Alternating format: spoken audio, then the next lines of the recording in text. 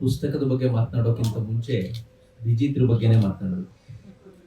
IIT Delhi ಅಲ್ಲಿಂದ graduate ಆಗಿ quantum chromodynamics, if I'm not wrong, right, ಅದರ ಮೇಲೆ ಅವರು ತಮ್ಮ ಪ್ರಬಂಧವನ್ನು ಮಂಡಿಸಿ, ಫಿಸಿಕ್ಸ್ ಪ್ರಬಂಧವನ್ನು ಮಂಡಿಸಿ, ಹಿಸ್ಟ್ರಿ ಮೇಲೊಂದು ಪುಸ್ತಕ, ಅದರಲ್ಲೂ ಹೆಚ್ಚು ಧಾರ್ಮಿಕ ಅಥವಾ ಮತ್ತು ರಿಲಿಜಿಯಸ್ ಸಂಗತಿಗಳನ್ನು ಹೊಂದಿರುವಂಥ ಒಂದು ಪುಸ್ತಕವನ್ನು ಅವರು ಇಷ್ಟು ವಿಸ್ತಾರವಾಗಿ ಬರೆದಿರೋದು ನೋಡಿದಾಗ ಒಬ್ಬ ಸೈನ್ಸ್ ಗ್ರಾಜ್ಯುಯೇಟಿಗೆ ಸಾಧ್ಯವಾಗಬಹುದಾಗಿರುವಂಥ ವಿಶೇಷವಾದ ಸಂಗತಿ ಇದು ಅಂತ ನನಗೆ ಅನ್ಸುತ್ತೆ. ನಾನು ಈ ಪುಸ್ತಕಕ್ಕೋಸ್ಕರ ನಾನು ಅತ್ಯಂತ ಹೃದಯದಿಂದ ಅವರಿಗೆ ಅಭಿನಂದನೆಗಳನ್ನು ಸಲ್ಲಿಸುತ್ತೇನೆ.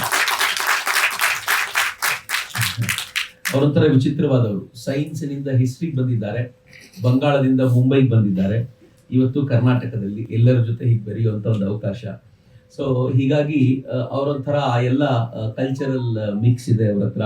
ಬೇರೆ ಬೇರೆ ಭಿನ್ನ ಭಿನ್ನ ವಾಕ್ಸ್ ಆಫ್ ಲೈಫ್ಸ್ ಅನ್ನು ಅವ್ರು ನೋಡಿರೋದ್ರಿಂದ ಅವ್ರಿಗೊಂದು ಅಪರೂಪದ ಈ ಕೃತಿ ನಿಜಕ್ಕೂ ಅಪರೂಪದ ಕೃತಿ. ಫಸ್ಟ್ ಆಫ್ ಆಲ್ ಅವ್ರು ಏನು ಹೇಳ್ತಿದ್ದಾರೋ ಅದಕ್ಕೆ ನಾವೆಲ್ಲರೂ ಅನುಮೋದಿಸಬೇಕು. ಹಿಂದೂಗಳ ಜಿನೋಸೈಡ್ ಆಗಿದೆ ಅನ್ನೋದನ್ನ ಮೊದಲು ರೆಕಗ್ನೈಸ್ ಮಾಡೋದನ್ನ ನಾವೆಲ್ಲರೂ ಅನುಮೋದಿಸಬೇಕಾಗಿರುವಂತ ಸಂಗತಿ. ನಮ್ಮಲ್ಲೇ ಅನೇಕರಿಗೆ ಅನುಮಾನ ಇದೆ, ಆಗಿದೆಯಾ, ಇದು ಸುಳ್ಳು ಹೇಳಿರ್ಬೋದಾ, ಪುಸ್ತಕ ಯಾರೋ ಬರೆದು ಬಿಟ್ಟಿರ್ಬೋದಾ, ಹೀಗೆಲ್ಲ ನಾವು ಅಂದ್ಕೊಳ್ತೀವಿ. ನಾವು ತುಂಬಾ ವಿಶಾಲ ಮನೋಭಾವದ ಜನ. ಕೇರಳ ಸ್ಟೋರಿ ಮೂವಿ ನೋಡಿದ್ರೆ ಇದಕ್ಕೆ ಪ್ರೂಫ್ ಇದೆಯಾ ಅಂತ ಕೇಳ್ತೀವಿ.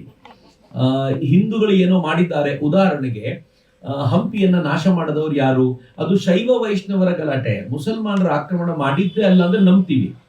ಇಲ್ಲ ಮುಸಲ್ಮಾನರ ಆಕ್ರಮಣ ಮಾಡಿದ್ದು ಅಂದ್ರೆ ಪ್ರೂಫ್ ಎಲ್ಲಿ ಅಂತ ಕೇಳ್ತೀವಿ. ಬಹಳ ವಿಶೇಷವಾಗಿದ್ದೀವಿ ನಾವು ಆಪರೇಷನ್ ಸಿಂಧೂರಲ್ಲಿ ಅಟ್ಯಾಕ್ ಮಾಡಿದ್ದೀವಿ ಅಂತಂದ್ರೆ ಪ್ರೂಫ್ ಕೇಳ್ತೀವಿ.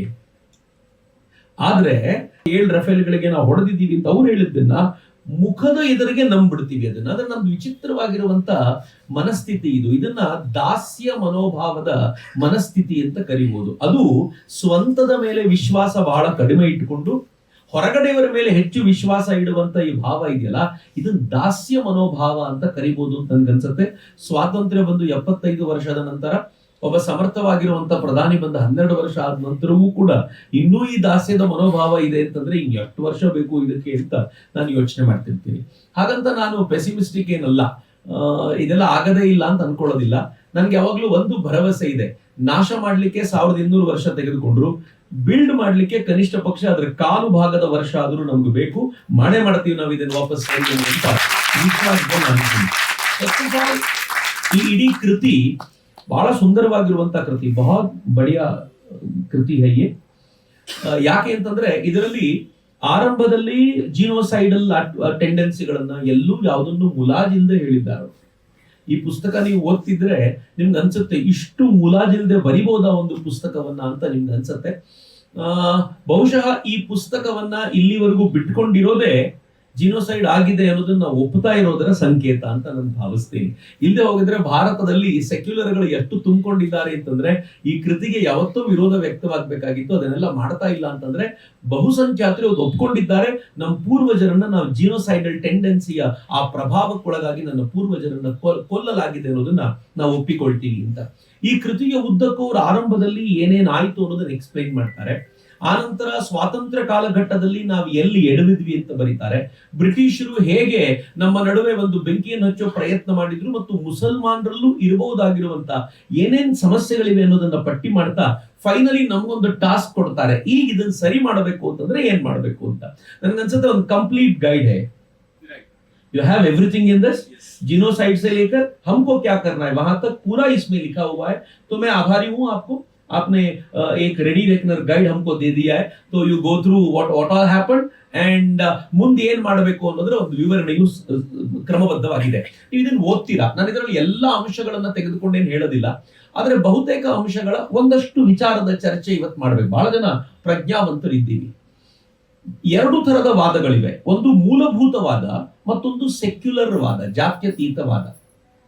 ಜಾತ್ಯತೀತವಾದ ಅಂತಂದ್ರೆ ನಮ್ಗೆಲ್ರಿಗೂ ಗೊತ್ತು, ನಾವೆಲ್ಲರೂ ಅದೇ, ನಾವು ಎಲ್ಲರನ್ನೂ ಒಪ್ಪಿಕೊಳ್ಳುವಂತ ಜನ.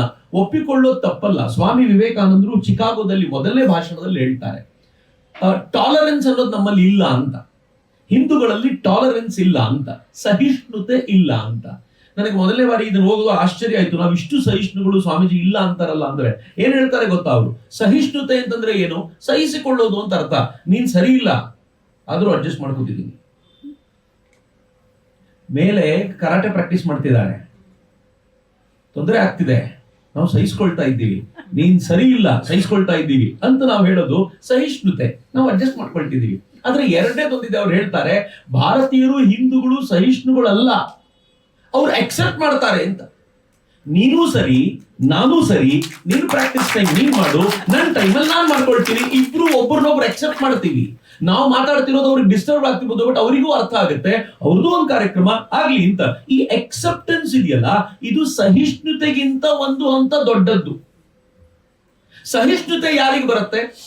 ಯಾರಿಗೆ ಸಹಿಷ್ಣುತೆ ಬರುತ್ತೆ ಅಂತಂದ್ರೆ, ಯಾರ ಸಿದ್ಧಾಂತದಲ್ಲಿ ಇಂತಿಂತದನ್ನ ಅಕ್ಸೆಪ್ಟ್ ಮಾಡಬಾರದು ಅಂತ ಇರುತ್ತೋ ಅವನು ವಿಶಾಲ ಮನೋಭಾವ ತೋರಿ ಅಕ್ಸೆಪ್ಟ್ ಮಾಡಿದ್ರೆ ಅಥವಾ ಅದನ್ನ ಸಹಿಸ್ಕೊಳ್ತಾ ಹೋದ್ರೆ ಸಹಿಷ್ಣುತೆ ಅಂತ ಕರಿತೀವಿ. ಫಾರ್ ಎಕ್ಸಾಂಪಲ್, ಮೂಲಭೂತವಾದ ಎಲ್ಲಿ ಹುಟ್ಟುತ್ತೆ? ಹಿಂದೂ ಮೂಲಭೂತವಾದಿ ಆಗಿರೋದಕ್ಕೆ ಸಾಧ್ಯವೇ ಇಲ್ಲ, ನಾನು ಇದನ್ನು ತುಂಬಾ ದೃಢವಾಗಿ ನಂಬ್ತೀನಿ. ಮೂಲಭೂತವಾದ ಎಲ್ಲಿ ಹುಟ್ಟುತ್ತೆ ಅಂತಂದ್ರೆ, ನನ್ನದ್ದು ಮಾತ್ರ ಸರಿ ನಿನ್ನದ್ದು ತಪ್ಪು ಅಂತ ಯಾರು ಹೇಳ್ತಾರೋ ಅದು ಮೂಲಭೂತವಾದದ ಮೊದಲನೇ ಹೆಜ್ಜೆ, ಕೊನೆ ಹೆಜ್ಜೆನೂ ಅದೇ. ನನ್ನದ್ದು ಸರಿ ಅಂತ ಹಿಂದೂಗಳು ಹೇಳುವ ಪ್ರಮೇಯವೇ ಇಲ್ಲ. 33 ಕೋಟಿ ದೇವತೆಗಳನ್ನ ಆರಾಧನೆ ಮಾಡುವಂತ ಒಬ್ಬ ವ್ಯಕ್ತಿ ನನ್ನ ದೇವರು ಮಾತ್ರ ಸತ್ಯ ಅಂತ ಯಾವಾಗ ಹೇಳಲಿಕ್ಕೆ ಸಾಧ್ಯ? ನನ್ನ ದೇವರ ಕೋಣೆಯಲ್ಲಿ 28 ದೇವರಿದ್ದಾರೆ ಅಂತಂದ್ರೆ ಆ 28 ದೇವರುಗಳನ್ನು ಕೂಡ ಯಾವ ಭೇದವಿಲ್ಲದೆ ಪೂಜಿಸುವ ನಾನು ಮೂಲಭೂತವಾದಿಯಾಗೋದು ಸಾಧ್ಯವೇ ಇಲ್ಲ. ಉಲ್ಟಾ ನನ್ನ ಒಬ್ಬನೇ ದೇವರು ಮಾತ್ರ ಸತ್ಯ ಅಂತ ಯಾರು ಹೇಳ್ತಾನಲ್ಲ ಅವನೇ ಮೂಲಭೂತವಾದಿಯಾಗುವುದು ಸಾಧ್ಯ. ಫಿನಿಶ್ಡ್, ಮತ್ತೇನು ಮಾತಾಡಬೇಕು ಅಂತಲೇ ಇಲ್ಲ. ಋಷಿಗಳ ಸಂಖ್ಯೆ ಪಟ್ಟಿ ಮಾಡಿ ಅಂತಂದ್ರೆ ಎಷ್ಟು ಋಷಿಗಳು, ಸಾಲು ಸಾಲಾಗಿ ಋಷಿಗಳನ್ನು ಪಟ್ಟಿ ಮಾಡ್ತೀವಿ ನಾವು. ಸಂತರನ್ನ ಸಾಲು ಸಾಲಾಗಿ ಪಟ್ಟಿ ಮಾಡ್ತೀವಿ. ನಾವು ಎಲ್ಲರ ಕಾಲಿಗೂ ಹೋಗಿ ಬೀಳ್ತೀವಿ, ತಲೆ ಹಚ್ಚಿ ಹಣೆ ಹಚ್ಚಿ ನಮಸ್ಕಾರ ಮಾಡ್ತೀವಿ. ಇವನಿಗಿಂತ ಶ್ರೇಷ್ಠ ಮತ್ತೊಬ್ಬ ಇಲ್ಲ ಅಂತ ನಾವು ಯಾವತ್ತೂ ಭಾವಿಸೋದೇ ಇಲ್ಲ. ಸ್ವತಃ ಬುದ್ಧ ಹೇಳಿದ, ನಾನೇ ಮೊದಲನೇ ಬುದ್ಧ ಅಲ್ಲ, ನಾನೇ ಕೊನೆಯ ಬುದ್ಧನೂ ಅಲ್ಲ. ನನಗಿಂತ ಮುಂಚೆ 100 ಬುದ್ಧರಾಗಿ ಹೋದ್ರು, ನನ್ನ ನಂತರವೂ 100 ಬುದ್ಧರು ಬರ್ತಾರೆ. ಬುದ್ಧ ಹೇಳಿರೋ ಮಾತಿದು. ಹಂಗೆ ಹೇಳಿರುವಂತ ಬುದ್ಧನ ಅನುಯಾಯಿಗಳು, ಮಹಾವೀರನ ಅನುಯಾಯಿಗಳು, ಋಷಿ ಪರಂಪರೆಯ ಸಂತರು, ಋಷಿ ಪರಂಪರೆಯ ಇವತ್ತಿನ ಸಂತಾನಗಳು ನಾವು ಹೇಗೆ ಮೂಲಭೂತವಾದಿಗಳಾಗೋದು ಸಾಧ್ಯ?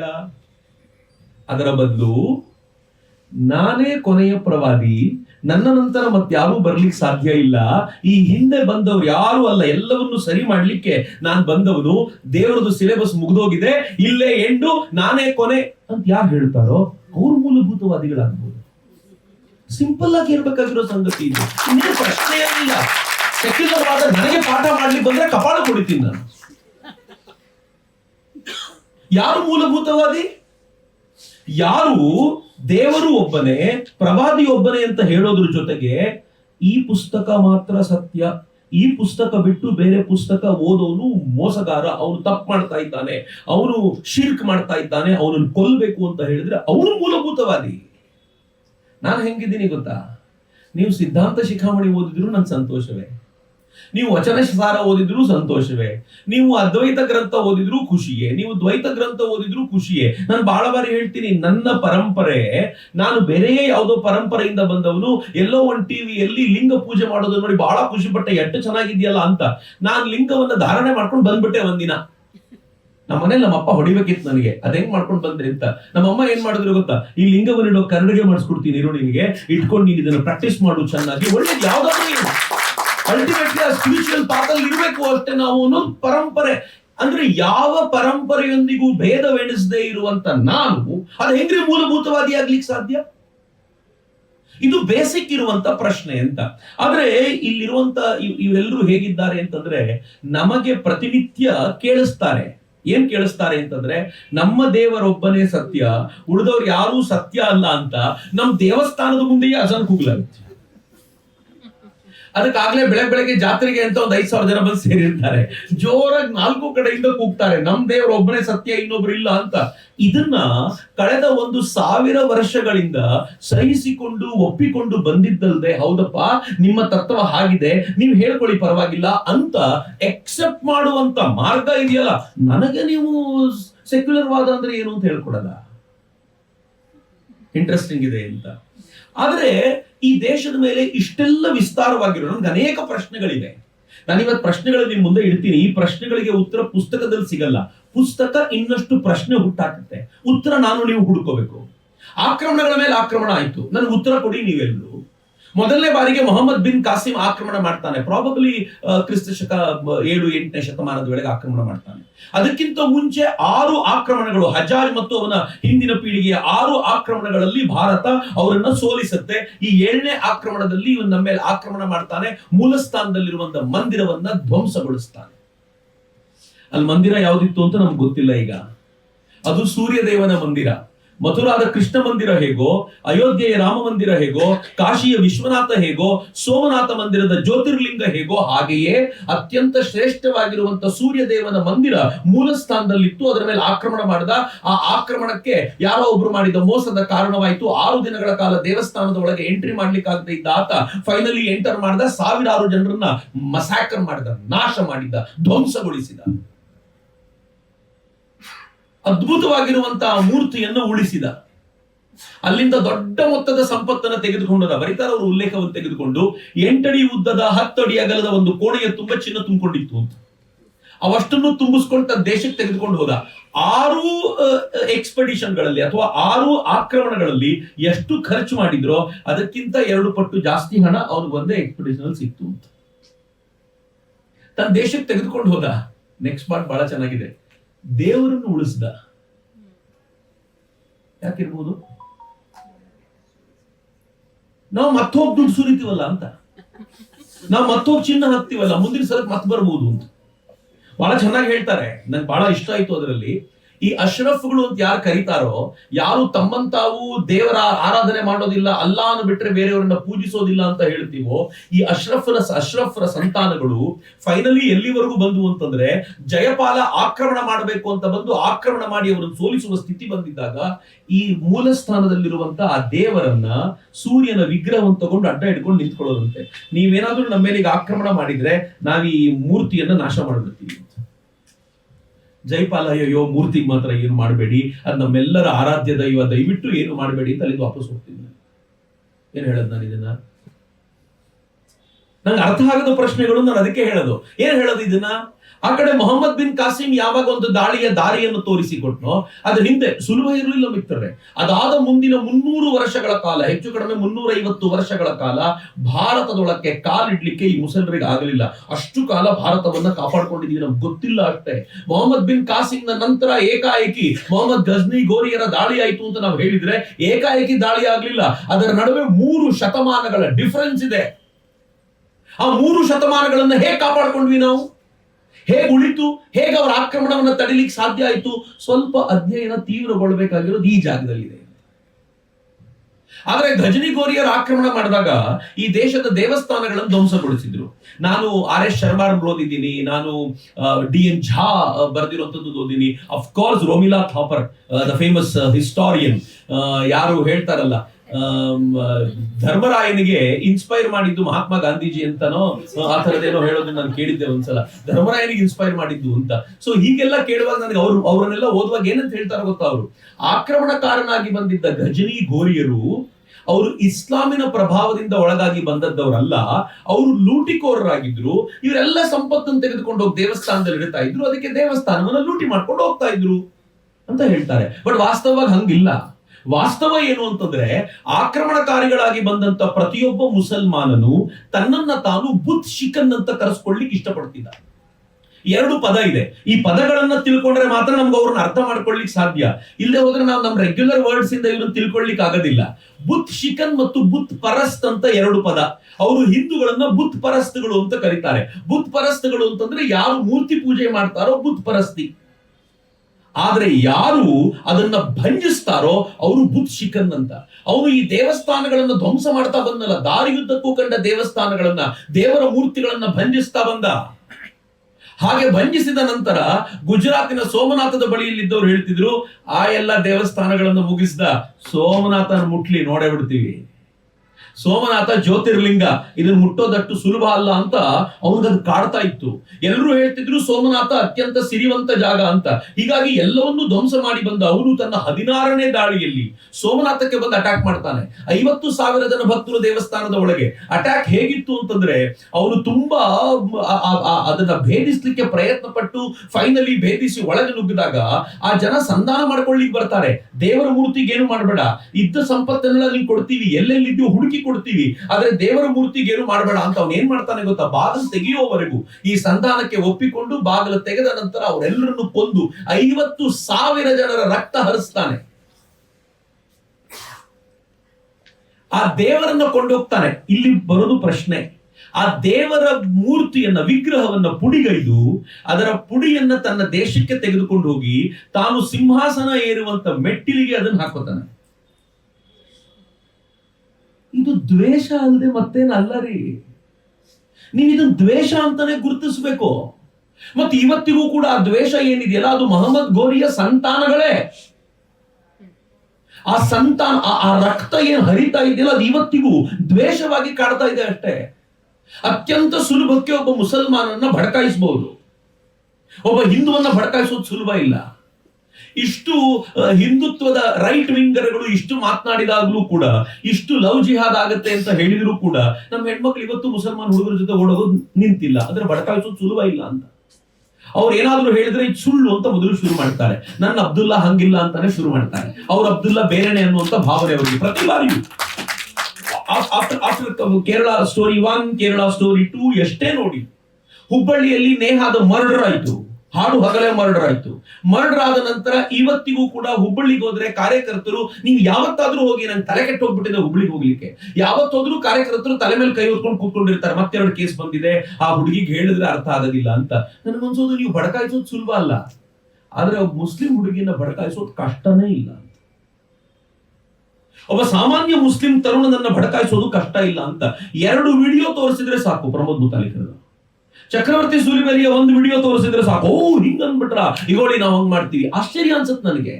ಎಷ್ಟು ಭಡಕಾಯಿಸಲ್ಪಡ್ತಾರೆ ಅಂತಂದ್ರೆ, ಯಾವುದೋ ಒಂದು ಟಿವಿ ಚಾನೆಲ್ ಅಲ್ಲಿ ಒಂದು ಪಕ್ಷದ ಸ್ಪೋಕ್ಸ್ ಪರ್ಸನ್ ಒಬ್ರು ಏನೋ ಮಾತಾಡಿದ್ಲು ಅನ್ನೋದ್ರ ಒಂದು ಕಟ್ ಮಾಡ್ಕೊಂಡಿರುವಂತ ವಿಡಿಯೋನ ವಾಟ್ಸಪ್ ಗಳಲ್ಲಿ ಹರಡಿಸಿ, ಸರ್ ತನ್ಸೆ ಜುದಾ ಅಂತ ಹೇಳಿ ರಾಜಸ್ಥಾನದಲ್ಲಿರುವಂತ ಒಬ್ಬ ಟೇಲರ್ನ ಕತ್ತು ಕಡಿದು ಬಿಟ್ರು. ಸುಲಭ ಅಂತ. ಆದ್ರೆ ಹಿಂದುವನ್ನ ಭಡಕಾಯಿಸೋದು ಸುಲಭ ಅಲ್ಲ. ಎಲ್ಲಿಂದ ಬಂತಿದು ಈ ಭಡಕಾಯಿಸುವಿಕೆ? ಎಲ್ಲಿಂದ ಸಾಧ್ಯ ಆಯ್ತು ಅಂತಂದ್ರೆ, ನೀನೇನಾದ್ರೂ ಈ ಶಿರ್ಕನ್ನ ಒಪ್ಪಿಕೊಂಡು ಸುಮ್ಮನಿದ್ರೆ ನಿನಗೆ ಸ್ವರ್ಗದಲ್ಲಿ ಸ್ಥಾನ ಇಲ್ಲ ಅಂತ ಅವನು ನಂಬಿಕೊಂಡ ಗ್ರಂಥವೇ ಸ್ಪಷ್ಟವಾಗಿ ಹೇಳಿದ್ಮೇಲೆ ಕತೆ ಮುಗ್ದೇ ಹೋಯ್ತಲ್ಲ. ಪ್ರಶ್ನೆ ಇರೋದು ಇಲ್ಲಿ ಅಂತ. ಭಾರತೀಯ ಇತಿಹಾಸವನ್ನು ಅಧ್ಯಯನ ಮಾಡುವಾಗ मुझे आज भी लगता है, जब भी हम भारतीय इतिहास को पढ़ते हैं, इसमें हम इस्लामिक इन्वेजन को कंसिडर ही नहीं करते. This is the thing. Second one, I don't know if you agree with me or not, Buddhism ने जो भी किया उसको भी हम कंसिडर नहीं करते. ಭಾರತೀಯ ಪರಂಪರೆ ಯಾವತ್ತಾದ್ರೂ ಹೇಡಿಗಳಂತಿತ್ತ? ನಾವು ಕುರುಕ್ಷೇತ್ರ ಯುದ್ಧ ಮಾಡಿದವರು, ಯುದ್ಧ ಗೊತ್ತಿತ್ತು ನಮ್ಗೆ, ಯುದ್ಧ ಹೊಸತೇನಾಗಿರಲಿಲ್ಲ. ನಮ್ಮಲ್ಲಿ ಎಲ್ಲ ತರದ ಯುದ್ಧ ಕಲೆ ಇದ್ದಾಗ, ಚಾಣಕ್ಯನಂತ ಶ್ರೇಷ್ಠ ವ್ಯಕ್ತಿಗಳು ಎಲ್ಲ ಇರುವಾಗ, ಇವರ ಆಕ್ರಮಣವನ್ನ ತಡೆಯಲಾಗದೆ ಈ ತರ ಹೇಡಿಗಳಂತೆ ಇದ್ದಿದ್ ಯಾಕೆ? ಎಲ್ಲಿ ಹೋಯ್ತು ಆ ಕ್ಷಾತ್ರ ತೇಜ? ಬುದ್ಧಿಸಂನ ಪ್ರಭಾವ ಇತ್ತ? ಈ ಪ್ರಶ್ನೆ ನಾವು ನಮ್ಮನ್ನು ಕೇಳ್ಕೋಬೇಕು. ಅಂದ್ರೆ ಭಾರತೀಯ ಇತಿಹಾಸವನ್ನ ಪೂರ್ಣ ಯೋಚನೆ ಮಾಡುವಾಗ ಎಲ್ಲೆಲ್ಲಿ ಏನೇನು ಪ್ರಭಾವ ಅನ್ನೋದನ್ನ ನಾವು ನೋಡ್ಲಿಲ್ಲ ಅಂತಂದ್ರೆ ಪ್ರಾಬ್ಲಮ್ ಇದೆ. ನೀವು ಹಿಂಸೆಯನ್ನ ತ್ಯಾಗ ಮಾಡಿ ಅಂತ ಅದನ್ನು ಡಾಕ್ಟ್ರೈನ್ ಆಗಿ ಬೋಧಿಸಿದ್ರ ಪರಿಣಾಮವಾಗಿ, ಅಥವಾ ಮೇ ಬಿ ಕೆಲವರಿಗೆ ಹಿಡಿಸದೇ ಇರ್ಬೋದು, ನಾವು ಮಾಂಸ ತ್ಯಾಗ ಮಾಡಬೇಕು ಅಂತ ಹೇಳಿದ್ರ ಪರಿಣಾಮವಾಗಿ ಮಾಂಸವನ್ನ ತಿನ್ನುವಂತವರೆಲ್ಲ ಮುಟ್ಟಿಸಿಕೊಳ್ಳಬಾರದ ಆದವರು ಅನ್ನುವಂತ ಒಂದು ದೂರೀಕರಿಸುವಂತ ಒಂದು ಪ್ರಕ್ರಿಯೆಯಿಂದಾಗಿ ಅವರಿಂದ ದೂರ ನಮ್ಮನ್ನು ನಾವು ಎಷ್ಟು ದೂರ ಮಾಡ್ಕೊಳ್ತಾ ಹೋದ್ವೋ ಅಷ್ಟು ಸಾಮರ್ಥ್ಯ ಇರುವಂತವರು ಹೋರಾಟದಿಂದ ದೂರ ಆಗ್ಬಿಟ್ರ. ಬಾಬಾ ಸಾಹೇಬ್ ಅಂಬೇಡ್ಕರ್ ಈ ಕುರಿತಂತೆ ಹೇಳ್ತಾರೆ. ಬಾಬಾ ಸಾಹೇಬ್ರು ಹೇಳ್ತಾರೆ, ಹಿಂದೂ ಧರ್ಮದ ಒಂದು ದೊಡ್ಡ ದೋಷ ಎಲ್ಲಿ ಅಂತಂದ್ರೆ 4 ವರ್ಣಗಳೇ ದೋಷ ಅಂತಾರೆ. ಅವರು ಆ ದೋಷವನ್ನು ತುಂಬಾ ವಿಸ್ತಾರವಾಗಿ ಎಕ್ಸ್ಪ್ಲೈನ್ ಮಾಡ್ತಾರೆ. ಬ್ರಾಹ್ಮಣ, ಕ್ಷತ್ರಿಯ, ವೈಶ್ಯ, ಶೂದ್ರ 4 ಇತ್ತು. ಇಲ್ಲಿ ಬ್ರಾಹ್ಮಣ ಪೂಜೆ ಪುರಸ್ಕಾರ ಮಾಡ್ಕೊಂಡು ಅವನು ತನ್ನ ಪಾಡಿಗಿರ್ತಾನೆ, ಅವನು ವೇದಗಳನ್ನು ಉಳಿಸ್ತಾನೆ. ಕ್ಷತ್ರಿಯ ಹೋರಾಟ ಮಾಡ್ತಾನೆ. ವೈಶ್ಯ ಅವನು ವ್ಯಾಪಾರ ಮಾಡಿ ಎಲ್ರಿಗೂ ಬೇಕಾದ್ದನ್ನು ಒದಗಿಸ್ತಾನೆ. ಶೂದ್ರ ಅವನು ಸ್ಕಿಲ್ಡ್ ಲೇಬರ್ ಆಗಿ ಉಳ್ಕೊಳ್ತಾನೆ. ಇಷ್ಟಿದೆ ಅಂತ.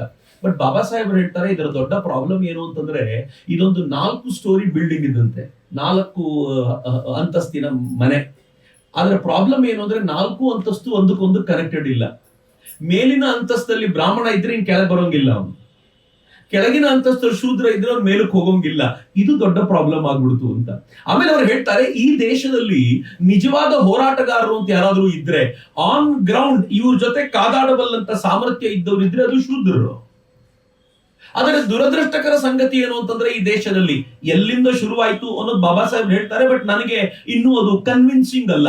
ಆದ್ರೆ ಪ್ರಾಬ್ಲಮ್ ಇರೋದು ಎಲ್ಲಿ ಅಂತಂದ್ರೆ ಈ ಶೂದ್ರರನ್ನ ಹೋರಾಟದಿಂದ ದೂರ ಮಾಡಿದ್ಯಾರು, ಇವರನ್ನ ಅಸ್ಪೃಶ್ಯರು ಅಂತ ಕರೆದಿದ್ಯಾರು? ಒಬ್ಬ ಈ ಜಾತಿಗೆ ಸೇರಿದಂತ, ಜಾತಿಯ ದೃಷ್ಟಿಯಿಂದ ಕೆಳಜಾತಿ ಅಂತ ಕರೆಯೋದಾದ್ರೆ ಬೆಸ್ತರ ಜಾತಿಗೆ ಸೇರಿದವನನ್ನ ವ್ಯಾಸ ಅಂತ ಕರೆದು ಆತ ಬರೆದಿರುವಂತ ಪುಸ್ತಕವನ್ನ ಪಾರಾಯಣ ಗ್ರಂಥವಾಗಿ ಓದುವಂತ ನಾವು ಇವರನ್ನು ಮುಟ್ಟಿಸ್ಕೊಳ್ಬಾರದು ಅಂತ ಬಂದಿದ್ಯಲ್ಲಿಂದ ಯಾಕೆ ಶುರುವಾಯ್ತು? ಇದರಲ್ಲಿ ಬುದ್ಧಿಸಂನ ಪ್ರಭಾವ ಇದೆಯಾ? ಅಶೋಕನ ಕಾಲದ ವೇಳೆಗೆ ಭಾರತ ತನ್ನ ಸತ್ವವನ್ನ ಕಳೆದುಕೊಂಡು ಬಿಟ್ಟಿತ್ತ, ಹೋರಾಟ ಮಾಡುವಂತ ಸಾಮರ್ಥ್ಯವನ್ನ ಕಳೆದುಕೊಂಡು ಆಕ್ರಮಣಗಳನ್ನ ತಡೆಯುವಂತ ಶಕ್ತಿ ವಿಹೀನವಾಗಿತ್ತ ಭಾರತೀಯ ಸಮಾಜ? ಪ್ರಶ್ನೆ ಕೇಳಿಕೊಳ್ಬೇಕು ಅಂತ.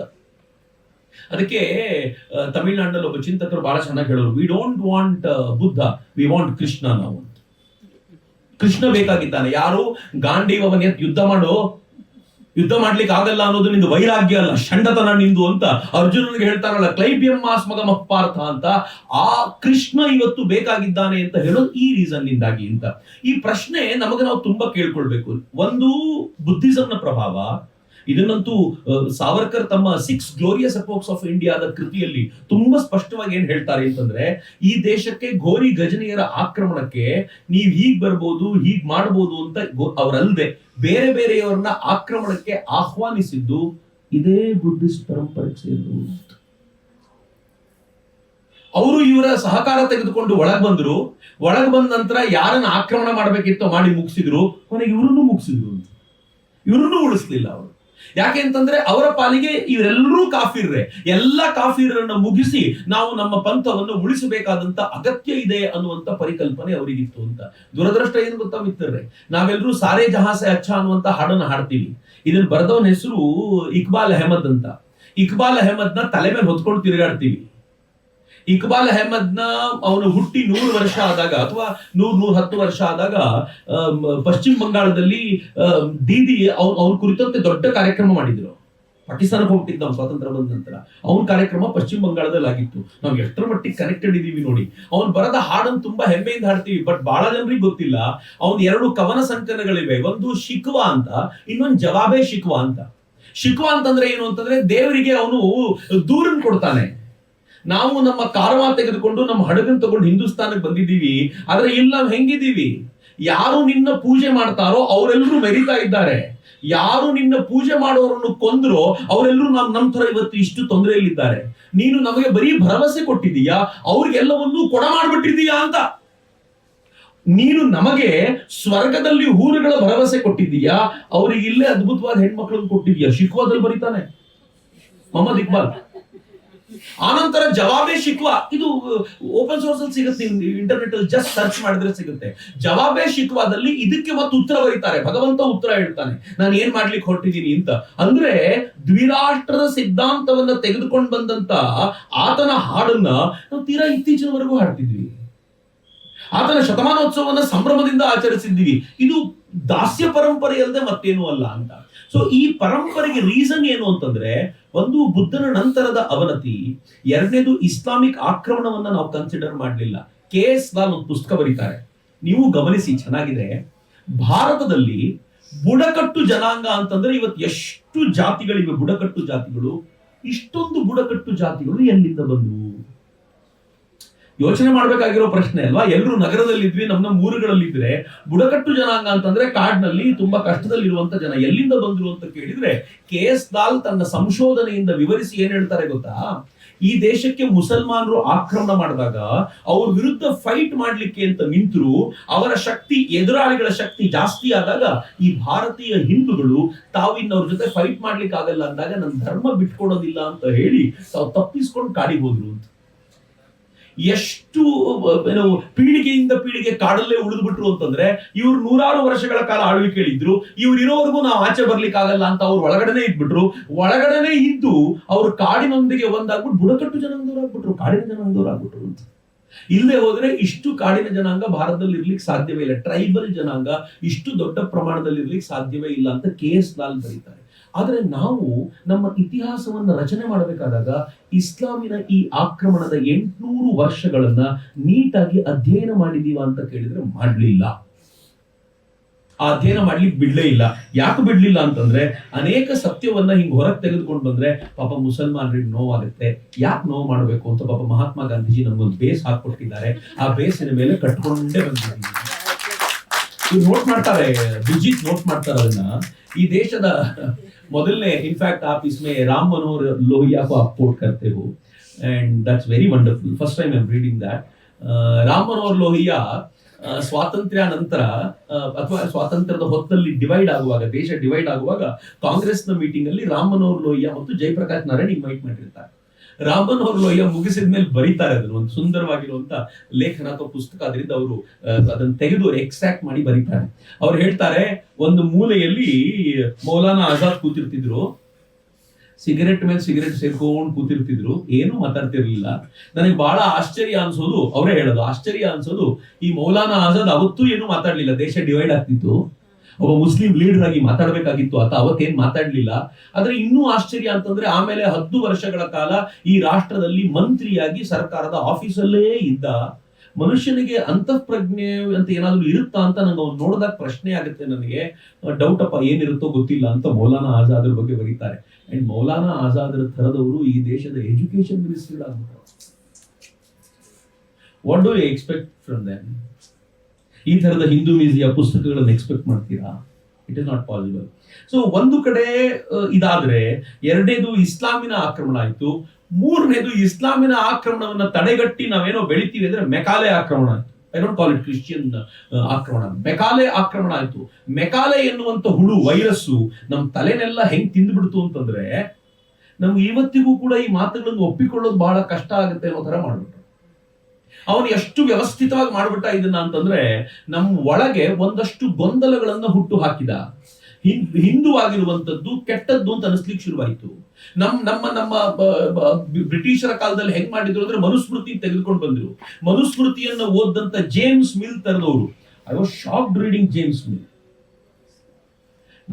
ನಾನು ಈ ಪುಸ್ತಕವನ್ನು ನೀವು ಓದಲೇಬೇಕು ಅನ್ಕೊಳ್ತೀನಿ. ಯಾಕೆ ಅಂತಂದ್ರೆ ನಾನು ಎಲ್ಲೆಲ್ಲಿ ಶಾಕ್ ಆಗಿದ್ನೋ ಅಷ್ಟು ಮಾತ್ರ ಉಲ್ಲೇಖ ಮಾಡ್ತಿದ್ದೀನಿ ಇಲ್ಲಿ. ಜೇಮ್ಸ್ ಮಿಲ್ ಅವನು ಯಾವತ್ತೂ ಭಾರತಕ್ಕೆ ಬರಲೇ ಇಲ್ಲ.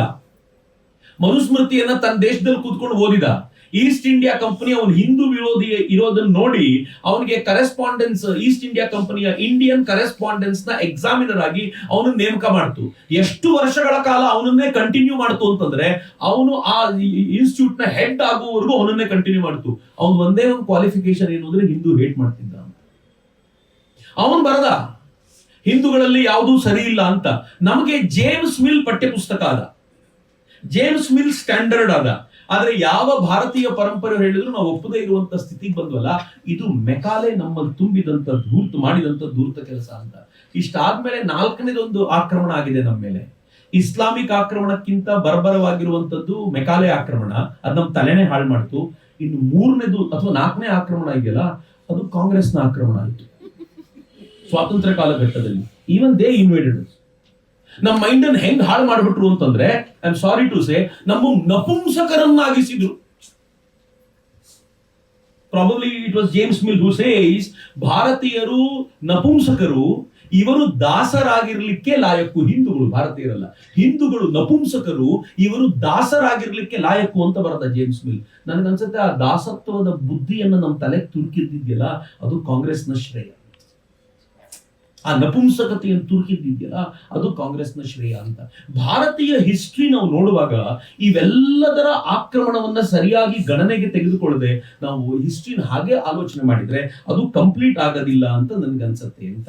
ಹೀಗಾಗಿ ಈ ಹಿಸ್ಟ್ರಿಯ ಬಹುತೇಕ ಭಾಗ ಇದು ಇಸ್ಲಾಮಿನ ಆಕ್ರಮಣಕ್ಕೆ ಸಂಬಂಧಪಟ್ಟಿದ್ರಿಂದ ನೀವು ಸ್ವಲ್ಪ ಇಸ್ಲಾಂ ನೋಡಿದ್ರೆ ಗೊತ್ತಾಗುತ್ತೆ ಅವರಿಗೆ ಏನ್ ಪುಸ್ತಕ ಇದೆಯೋ ಆ ಪುಸ್ತಕವೇ ಸ್ಪಷ್ಟವಾಗಿ ಹೇಳುತ್ತೆ ದ್ವಿರಾಷ್ಟ್ರ ಸಿದ್ಧಾಂತ ಇದೆ ಅಂತ. ಒಂದು ದಾರುಲ್ ಇಸ್ಲಾಂ ಅಂತ ಇರುತ್ತೆ, ಮತ್ತೊಂದು ದಾರುಲ್ ಹರ್ಬ್ ಅಂತ ಇರುತ್ತೆ.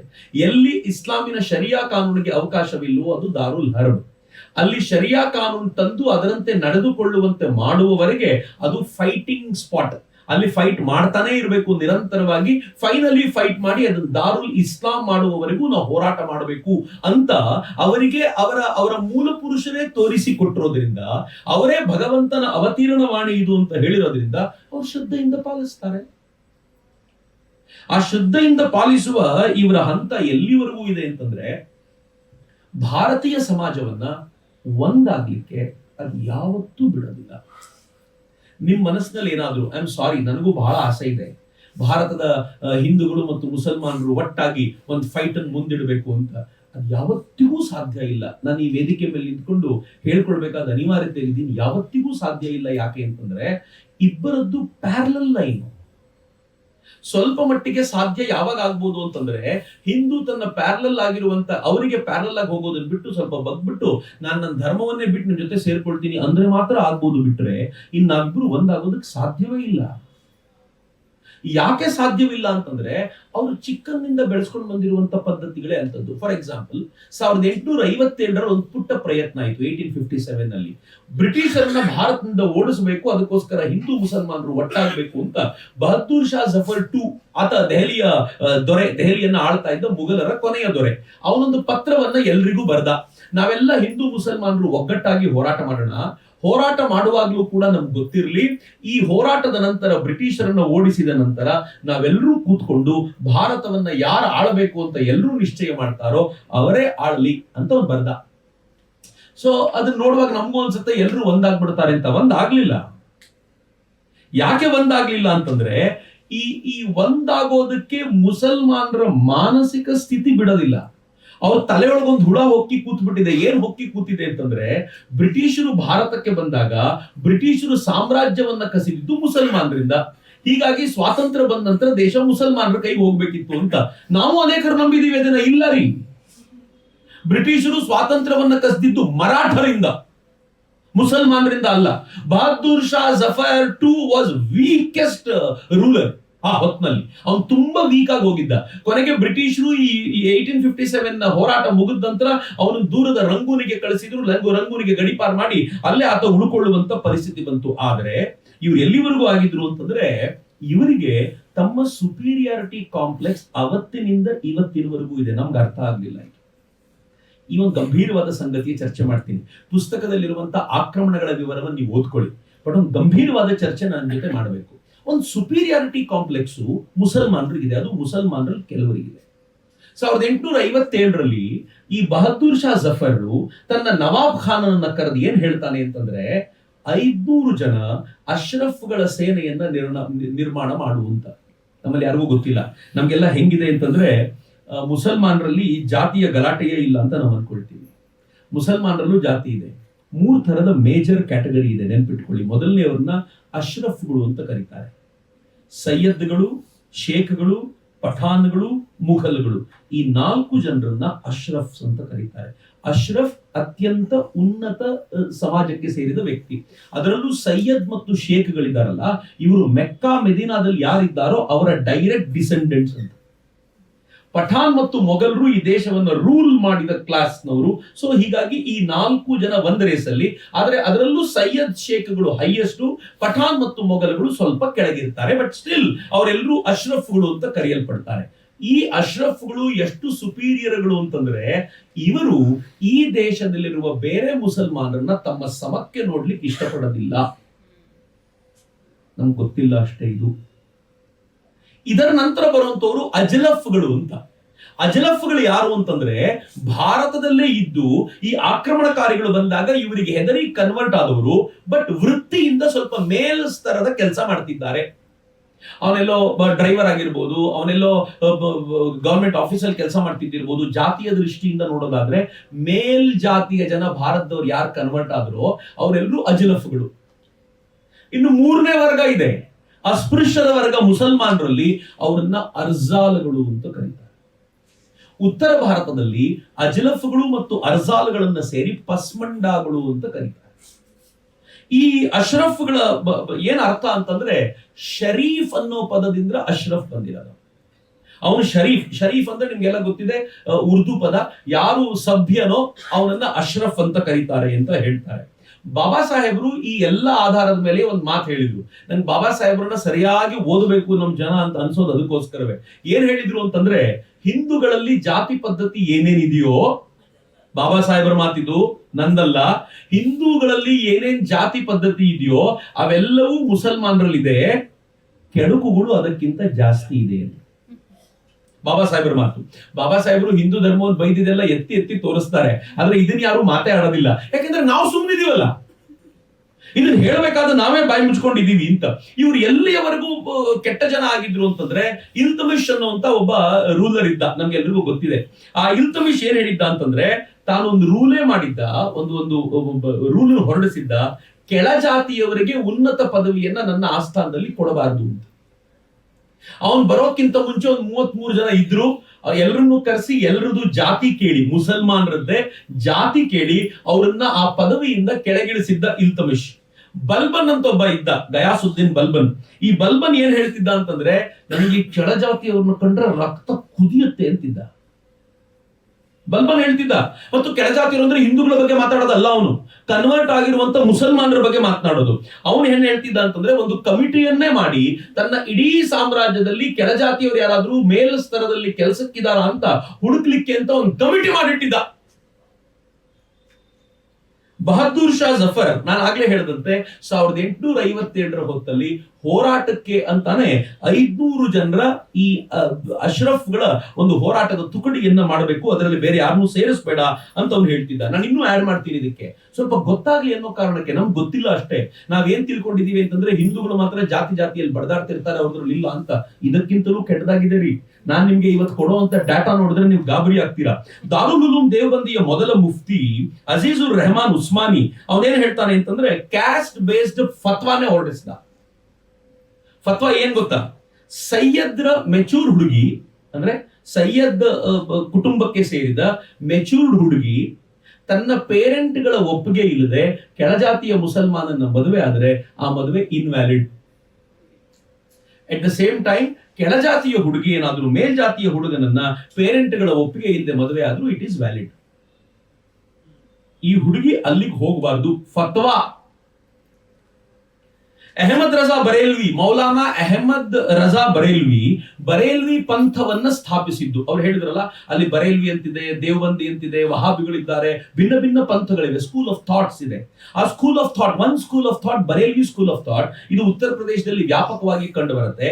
ಇದನ್ನ ಸ್ಥಾಪಿಸಿದಂತ ಅಹಮದ್ ರಜಾ ಬರೇಲ್ವಿ ಹೇಳಿದ್ರು, ಸೈಯದ್ ಏನಾದ್ರೂ ತಪ್ಪು ಮಾಡಿದ್ರೆ, ನಾವು you have to understand, Syed ಅಂದ್ರೆ ಮೇಲ್ವರ್ಗದವರು ಅಂತ. ಸೈಯದ್, ಶೇಖ್, ಪಠಾನ್ ಅಂಡ್ ಮುಘಲ್, ನಾನು ಈ ಪದಗಳನ್ನು ಬಳಸಿದಾಗ ಮೇಲ್ವರ್ಗದವರು ಅಂತ ಅರ್ಥ ಆಗ್ಬಿಡ್ಬೇಕು ಅಂತ. ಸೈಯದ್ಗಳೇನಾದ್ರೂ ತಪ್ಪು ಮಾಡಿದ್ರೆ ಅವರನ್ನ ಪನಿಷ್ಮೆಂಟ್ ಮಾಡುವ ದೃಷ್ಟಿಯಿಂದ ಜಡ್ಜು ಪನಿಷ್ಮೆಂಟ್ ಕೊಡಬಾರದು, ಶಿಕ್ಷೆ ಕೊಡುವ ದೃಷ್ಟಿಯಿಂದ ಪನಿಷ್ಮೆಂಟ್ ಕೊಡಬಾರದು. ಉಲ್ಟಾ ಪ್ರಿನ್ಸಿನ ಕಾಲ್ನಲ್ಲಿ ಒಂದ್ ಸ್ವಲ್ಪ ಕೊಳೆ ಇದೆ, ಅದನ್ನ ತೊಳೆಯೋದಕ್ಕೋಸ್ಕರ ಪನಿಷ್ಮೆಂಟ್ ಕೊಡ್ತಾ ಇದ್ದೀನಿ ಎನ್ನುವ ಭಾವದಿಂದ ಕೊಡಬೇಕು ಅಂತ. ಇದು ಕುರಾನಲ್ಲಿಲ್ಲ, ಇದು ಹದೀಸಲ್ಲಿಲ್ಲ. ಇವರು ಈ ಜಾತಿಯನ್ನ ಎಷ್ಟು ಸುಂದರವಾಗಿ ತಂದು ನಿಲ್ಸ್ಕೊಂಡ್ ಬಿಟ್ಟಿದ್ದಾರೆ ಅನ್ನೋದು ನೋಡಿ ಅಂತ. ಮೌಲಾನಾ ಕಾಸಿಂ ನಾನಾವ್ತ್ವಿ ಆತ ಹೇಳ್ತಾನೆ, ಭಗವಂತ ಧಾರ್ಮಿಕ ಶಿಕ್ಷಣದ ಹಕ್ಕನ್ನ ಕೊಟ್ಟಿರೋದು ಮೇಲ್ ಸ್ತರದ 4 ಜಾತಿಗಳಿಗೆ ಮಾತ್ರ. ಅಂಡ್ ಯು ನೋ ನವ್ ಅದು ಯಾರ್ಯಾರಿಗೆ ಅಂತ, ಶೇಖ್ಗಳಿಗೆ, ಸೈಯದ್ಗಳಿಗೆ, ಪಠಾನ್ಗಳಿಗೆ, ಮೊಘಲ್ಗಳಿಗೆ ಅಂತ. ಮೌಲಾನಾ ಅಶ್ರಫ್ ಅಲಿ ತನ್ವಿ ದೇವಬಂದಿ ಪಂಥಕ್ಕೆ ಸೇರಿದವರು. ಅವ್ರು ಹೇಳ್ತಾರೆ, ಅಶ್ರಫ್ಗಳು ಉನ್ನತ ಜಾತಿಯವರು. ಅವರು ನೇಕಾರರನ್ನ ವಿಶೇಷವಾಗಿ, ಪ್ರಾಬಬಲಿ ಅವ್ರ ಭಾಗದಲ್ಲಿ ನೇಕಾರರು ತುಂಬಾ ಇದ್ರು ಅನ್ಸುತ್ತೆ, ಕನ್ವರ್ಟ್ ಆದಂತ ನೇಕಾರರ ಕುರಿತಂತೆ ಅನೇಕ ಬಾರಿ ಅಪಹಾಸ್ಯಕಾರಿಯಾಗಿ ಮಾತನಾಡ್ತಾ ಒಂದ್ಸಲ ಏನ್ ಹೇಳ್ತಾರೆ ಅಂತಂದ್ರೆ, ಈ ಕನ್ವರ್ಟ್ ಆದ ನೇಕಾರರು 3 ದಿನ ಪ್ರಾರ್ಥಿಸಿ ನಮ್ಮನ್ನ ಭಾರಿ ದೊಡ್ಡ ಜಾತಿ ಅಂತ ತಿಳ್ಕೊಂಡ್ ಬಿಡ್ತಾರೆ ನೋಡಿ ಇವರು ಅಂತ. ಅಂದ್ರೆ ನೀವ್ ಏನೇ ಆದ್ರೂ ಆ ಲೆವೆಲ್ ನೀವು ಮೇಲಕ್ಕೆ ಬರ್ಲಿಕ್ಕೆ ಆಗೋದಿಲ್ಲ ಅಂತ ಆ ಜಾತಿಯ ಪದ್ಧತಿಯನ್ನ ಅಲ್ಲೇ ಉಳಿಸ್ಕೊಂಡಿದ್ರು ಅಂತ. ನಾನು ಇದನ್ನ ಹೇಳುವಾಗ ಕೆಲವು ಲೆಫ್ಟಿಸ್ಟ್ಗಳು ಚರ್ಚೆಗೆ ಬರ್ತಾರೆ, ಹೌದೌದು ಈ ಜಾತಿ ಎಲ್ಲ ಇಲ್ಲಿ ಭಾರತಕ್ಕೆ ಬಂದ್ಮೇಲೆ ಬಂದಿರೋದು, ಇವರಿಗೆ ಇಲ್ಲಿನ ಜಾತಿ ಪದ್ಧತಿ ಇಸ್ಲಾಂ ಒಳಗೆ ನುಸುಳಿತು ಅಂತ. ಇಲ್ಲ ರೀ, ಇಸ್ಲಾಂನೊಳಗೆ ಜಾತಿ ಪದ್ಧತಿ ಸಹಜವಾಗಿ ಹರ್ಕೊಂಡು ಬಂದ್ಬಿಟ್ಟಿದೆ. ಮೇಲು ಕೀಳು ಈ ಪಂಥವ, ಈ ಸಂಪ್ರದಾಯವನ್ನ ಅವ್ರು ಎಲ್ಲೂ ಉಳಿಸ್ಕೊಂಡು ಬಂದಿದ್ದಾರೆ ಅಂತ. ನಿಮ್ಗೆ ಆಶ್ಚರ್ಯದ ಸಂಗತಿ ಹೇಳ್ತೀನಿ, ಈ ಭಾರತದಲ್ಲಿ ಈ ಮೇಲ್ವರ್ಗದವರ ಸಾಮರ್ಥ್ಯ ಎಂತದ್ದಿದೆ ಅಂತಂದ್ರೆ, ಪಸ್ಮಂಡಾಗಳು ಭಾರಿ ದೊಡ್ಡ ಹೋರಾಟ ಮಾಡ್ತಿದ್ದಾರೆ ಇದಕ್ಕೋಸ್ಕರ. ಮೇಲ್ವರ್ಗದ ಸಾಮರ್ಥ್ಯ ಎಂತದ್ದು ಅಂತಂದ್ರೆ, 1ರಿಂದ 14ನೇ ಲೋಕಸಭಾ ಏನ್ ನಡೀತಲ್ಲ, ಎಲೆಕ್ಷನ್ಸ್ ನಡೀತಲ್ಲ, ಲೋಕಸಭಾ ಎಲೆಕ್ಷನ್ಸ್, ಒಟ್ಟು 7,500 ಎಂಪಿಗಳಾದ್ರು. 7,500 ಎಂಪಿಗಳು ಇಷ್ಟು ದಿನದ ಲೋಕಸಭೆಯಲ್ಲಾದ್ರೆ ಅದರಲ್ಲಿ 400 ಜನ ಮುಸಲ್ಮಾನ್ ಎಂಪಿಗಳು. ಈ 400 ಜನರಲ್ಲಿ 340 ಜನ ಅಶ್ರಫ್ಗಳು. And now you will understand, total ಮುಸಲ್ಮಾನರಲ್ಲಿ ಅಶ್ರಫ್ಗಳ ಸಂಖ್ಯೆ 10ರಿಂದ 15% ಮಾತ್ರ. ಇಡೀ ಭಾರತದ ಜನಸಂಖ್ಯೆಯಲ್ಲಿ ಅಶ್ರಫ್ಗಳ ಸಂಖ್ಯೆ 2% ದಾಟದಿಲ್ಲ. ನೀವು ಹುಡುಕಿ ತೆಗೆದ್ರೆ ಮೇಜರ್ ಅಶ್ರಫ್ಗಳೇ, ಮೈನಾರಿಟಿ ಕಮಿಷನ್ ಮೇಜರ್ ಅಶ್ರಫ್ಗಳೇ ಇದ್ದಾರೆ, ಉರ್ದು ಅಕಾಡೆಮಿಯಲ್ಲಿ ಮೇಜರ್ ಅಶ್ರಫ್ಗಳೇ ಇರ್ತಾರೆ, ನೀವು ಮುಸ್ಲಿಂ ಮದ್ರಸಾ ಬೋರ್ಡ್ ತೆಗೆದು ನೋಡಿ ಮೇಜರ್ ಅಶ್ರಫ್ಗಳೇ ತುಂಬಿರ್ತಾರೆ. ಪಸ್ಮಂಡಾಗಳಿಗೆ ಅಂದ್ರೆ ಅರ್ಜಾಲ್ಗಳಿಗೂ ಮತ್ತು ಇವರಿಗೆ ಅವಕಾಶವೇ ಇಲ್ಲ, ಅಜಿಲಫ್ಗಳಿಗೆ ಅರ್ಜಾಲ್ಗಳಿಗೆ ಅವಕಾಶವೇ ಇಲ್ಲ. ಭಾರತದಲ್ಲಿ ಪೊಲಿಟಿಷಿಯನ್ಸ್ ನೋಡಿ ಎಂತೆಂತವ್ರು ಇದ್ದಾರೆ. ನಾವು ಇದನ್ನ ಈ ಸಂಗತಿನ ಅರ್ಥ ಮಾಡ್ಕೋಬೇಕು. ಅವ್ರು ತುಂಬಾ ಚೆನ್ನಾಗಿ ವಿಸ್ತಾರ ಮಾಡ್ತಾ ಇದ್ದಾನ. ಮೌಲಾನಾ ಆಜಾದ್, ಜಾಕಿರ್ ಹುಸೇನ್, ಫಕ್ರುದ್ದೀನ್ ಅಲಿ. ಜಾಕಿರ್ ಹುಸೇನ್ ಮೊದಲನೇ ಪ್ರೆಸಿಡೆಂಟ್, ಫಕ್ರುದ್ದೀನ್ ಅಲಿ ಅಹಮದ್ ಅವರು ಕೂಡ ವೈಸ್ ಪ್ರೆಸಿಡೆಂಟ್ ಆಗಿದ್ರು ಅನ್ಸುತ್ತೆ. ಆಮೇಲೆ ಓವೈಸಿ ಫ್ಯಾಮಿಲಿ ಎಲ್ಲರೂ ಅಶ್ರಫ್ಗಳೇ. ಅಹಮದ್ ಪಟೇಲ್, ಸೋನಿಯಾ ಗಾಂಧಿ ಅವ್ರ ರೈಟ್ ಹ್ಯಾಂಡ್ ಆಗಿದ್ರಲ್ಲ, ಅಶ್ರಫ್. ಸಲ್ಮಾನ್ ಖುರ್ಷಿದ್ ಮಂತ್ರಿಯಾದ್ರು, ಬಹಳ ಹುದ್ದೆಗಳನ್ನು ಅಲಂಕರಿಸಿದ್ರು, ಅಶ್ರಫ್. ಗುಲಾಂ ನಬಿ ಆಜಾದ್ ಇವತ್ತು ಅವರು JNK ಅಲ್ಲಿ ವರ್ಕ್ ಮಾಡ್ತಿದ್ದಾರೆ, ಈಸ್ ಅಶ್ರಫ್. ಇನ್ ಬಾಲಿವುಡ್ ನೀವೇನಾದ್ರೂ ಬರೋದಾದ್ರೆ, ಮೊಘಲೆ ಆಜಮ್ ಅಶ್ರಫ್ಗಳ ಮೇಲೆ ಬಂದಿದ್ದು, ನೀವು ಅದನ್ನ ನೋಡಿದ್ರೆ ಗೊತ್ತಾಗುತ್ತೆ. ಚೌಧರಿ ಕಾ ಚಾಂದ್ ಅಶ್ರಫ್ಗಳ ಮೇಲೆ ಬಂದಂತ ಮೂವಿ. ದಿಲೀಪ್ ಕುಮಾರ್ ಒಬ್ಬ ಫಿಲ್ಮ್ ಆಕ್ಟರ್ ಇದ್ದ, ಇಲ್ಲಿರೋ ಹಿರಿಯರಿಗೆ ಗೊತ್ತಿರ್ಬೋದು, ನನ್ನ ಕಾಲದವರಿಗೆ ಗೊತ್ತಿರ್ಲಿಕ್ಕೆ ಸಾಧ್ಯ ಇಲ್ಲ. ದಿಲೀಪ್ ಕುಮಾರ್, ಯೂಸುಫ್ ಖಾನ್ ಅಂತ ಅವನ ಹೆಸರು, ಅಶ್ರಫ್. ಮಧುಬಾಲ ಅಶ್ರಫ್. 3 ಖಾನ್ಗಳು Ashraf. They ruled for such a long time ಅಲ್ಲ. ಮಾತೆತ್ತಿದ್ರೆ ಹಿಂದೂಗಳ ಜಾತಿಯ ಕುರಿತಂತೆ ಮಾತನಾಡುವ, ಪಿಕೆದಲ್ಲಿ ಮಾತನಾಡುವಂತ ಖಾನು, ನನಗೆ ಈ ಅಶ್ರಫ್ಗಳ ಬಗ್ಗೆ ಸಂಶೋಧನೆ ಮಾಡುವಾಗಲೇ ಗೊತ್ತಾಯ್ತು. ತುರ್ಕಿಗೆ ಹೋದಾಗ ಅಮೀರ್ ಖಾನ್ ಯಾಕೆ ತುರ್ಕಿಯ ಅಧ್ಯಕ್ಷನ ಹೆಂಡತಿಯ ಜೊತೆ ಅಷ್ಟು ಆತ್ಮೀಯವಾಗಿ ಮಾತನಾಡಿದ್ರು, ಯಾಕೆ ಅಂತಂದ್ರೆ ನಾವು ಅಲ್ಲಿಂದ ಡಿಸೆಂಡೆಂಟ್ಸ್ ಅಂತ, ನೋ ಅದರ್ ರೀಸನ್. ನಿಮ್ಗೆ ಆಶ್ಚರ್ಯ ಹೇಳ್ತೀನಿ, ಈ ಅಮ್ಜದ್ ರಿಯಾಸ್, ಸೈಫ್ ಅಲಿ, ಅಮ್ಜದ್ ಖಾನ್, ರಿಯಾಸ್ ಖಾನ್, ಫಯಾಸ್ ಖಾನ್, ಸೈಫ್ ಅಲಿ ಖಾನ್, ಇವರೆಲ್ಲರೂ ಇವರೇ. ನೀವು ಎಷ್ಟು ಸಿಂಗರ್ಗಳನ್ನ ನೋಡಿದ್ರು ಅಷ್ಟು ಸಿಂಗರ್ಗಳು ಕಂಡು ಬರ್ತಾರೆ.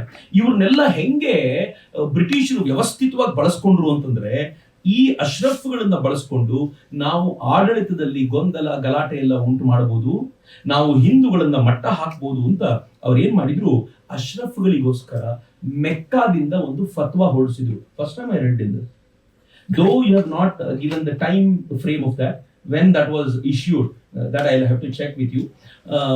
ಮೆಕ್ಕಾದಿಂದ ಒಂದು ಫತ್ವಾ ಹೊರಡುತ್ತೆ. ಆ ಫತ್ವಾದಲ್ಲಿ ಏನ್ ಹೇಳ್ತಾರೆ ಅಂತಂದ್ರೆ, ಬ್ರಿಟಿಷರು ಮುಸಲ್ಮಾನರಿಗೆ ಹಿತ ಅಂತ, ಮುಸಲ್ಮಾನರು ಒಪ್ಪಿಕೊಳ್ಳೋದು ಒಳ್ಳೇದು ಅಂತ. ಮೆಕ್ಕಾದಿಂದಲೇ ಆರ್ಡರ್ ಬಂದ್ಮೇಲೆ ಇನ್ನಿಲ್ಲ ಮುಸಲ್ಮಾನರು ವಿರೋಧ ಮಾಡೋದು ಹೆಂಗ್ ಸಾಧ್ಯ? ಅದಕ್ಕೆ ಅವ್ರು ಏನ್ ಮಾಡಿದ್ರು, ಮುಸಲ್ಮಾನರು ಇವ್ರ ಜೊತೆ ಇರ್ಲಿಕ್ಕೆ ಶುರು ಮಾಡ್ಬಿಟ್ರು. ಆಮೇಲೆ ಈ ಅಶ್ರಫ್, ಮುಲ್ಲಾ, ಮೌಲಾನಾ ಈ ಒಂದು ಟೀಮ್ ಅನ್ನು ಸೇರಿಸಿಕೊಂಡು ಬ್ರಿಟಿಷರು ಹೆಂಗ್ ಮಾಡಿದ್ರು ಅಂತಂದ್ರೆ, ಪಸ್ಮಂಡಾಗಳ ಮೇಲೆ ಹಿಡಿತ ಸ್ಥಾಪಿಸಲಿಕ್ಕೆ ಬೇಕಾದ ವ್ಯವಸ್ಥೆ ಮಾಡಿದ್ರು. ಪಸ್ಮಂಡಾಗಳು ಮೂಲತಃ ಭಾರತೀಯರು, ಅರಾಬಿಕ್ ಬರಲ್ಲ, ಅವ್ರ ಅರಬ್ಬಿ ಗೊತ್ತಿದೆ.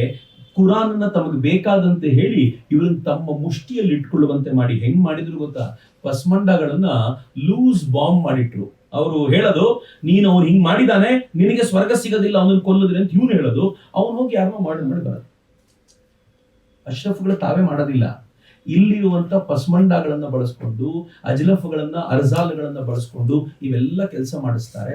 ನಾವು ಒಟ್ಟಾರೆ ಇವ್ರ ವಿರುದ್ಧ ತಿರುಗಿ ಬೀಳ್ತೀವಲ್ಲ, ಅವ್ರು ಮತ್ತೆ ತಂಪಾಡಿತ ಕೂತ್ಕೊಂಡು ಹಾಯಾಗಿ ಕೂತಿರ್ತಾರೆ. ನನಗೆ ಅವ್ರು ಬರ್ದಿರುವಂತದ್ದು ಬಹಳ ಆಶ್ಚರ್ಯ ಅನಿಸ್ತು. ಅವ್ರು ಹೇಳ್ತಾರೆ, ಅಶ್ರಫ್ಗಳು ಅಂದ್ರೆ ಏನು ಅಂತಂದ್ರೆ, ಯಾವ ನಿಯಮಗಳೂ ಇಲ್ಲ ಅವರಿಗೆ.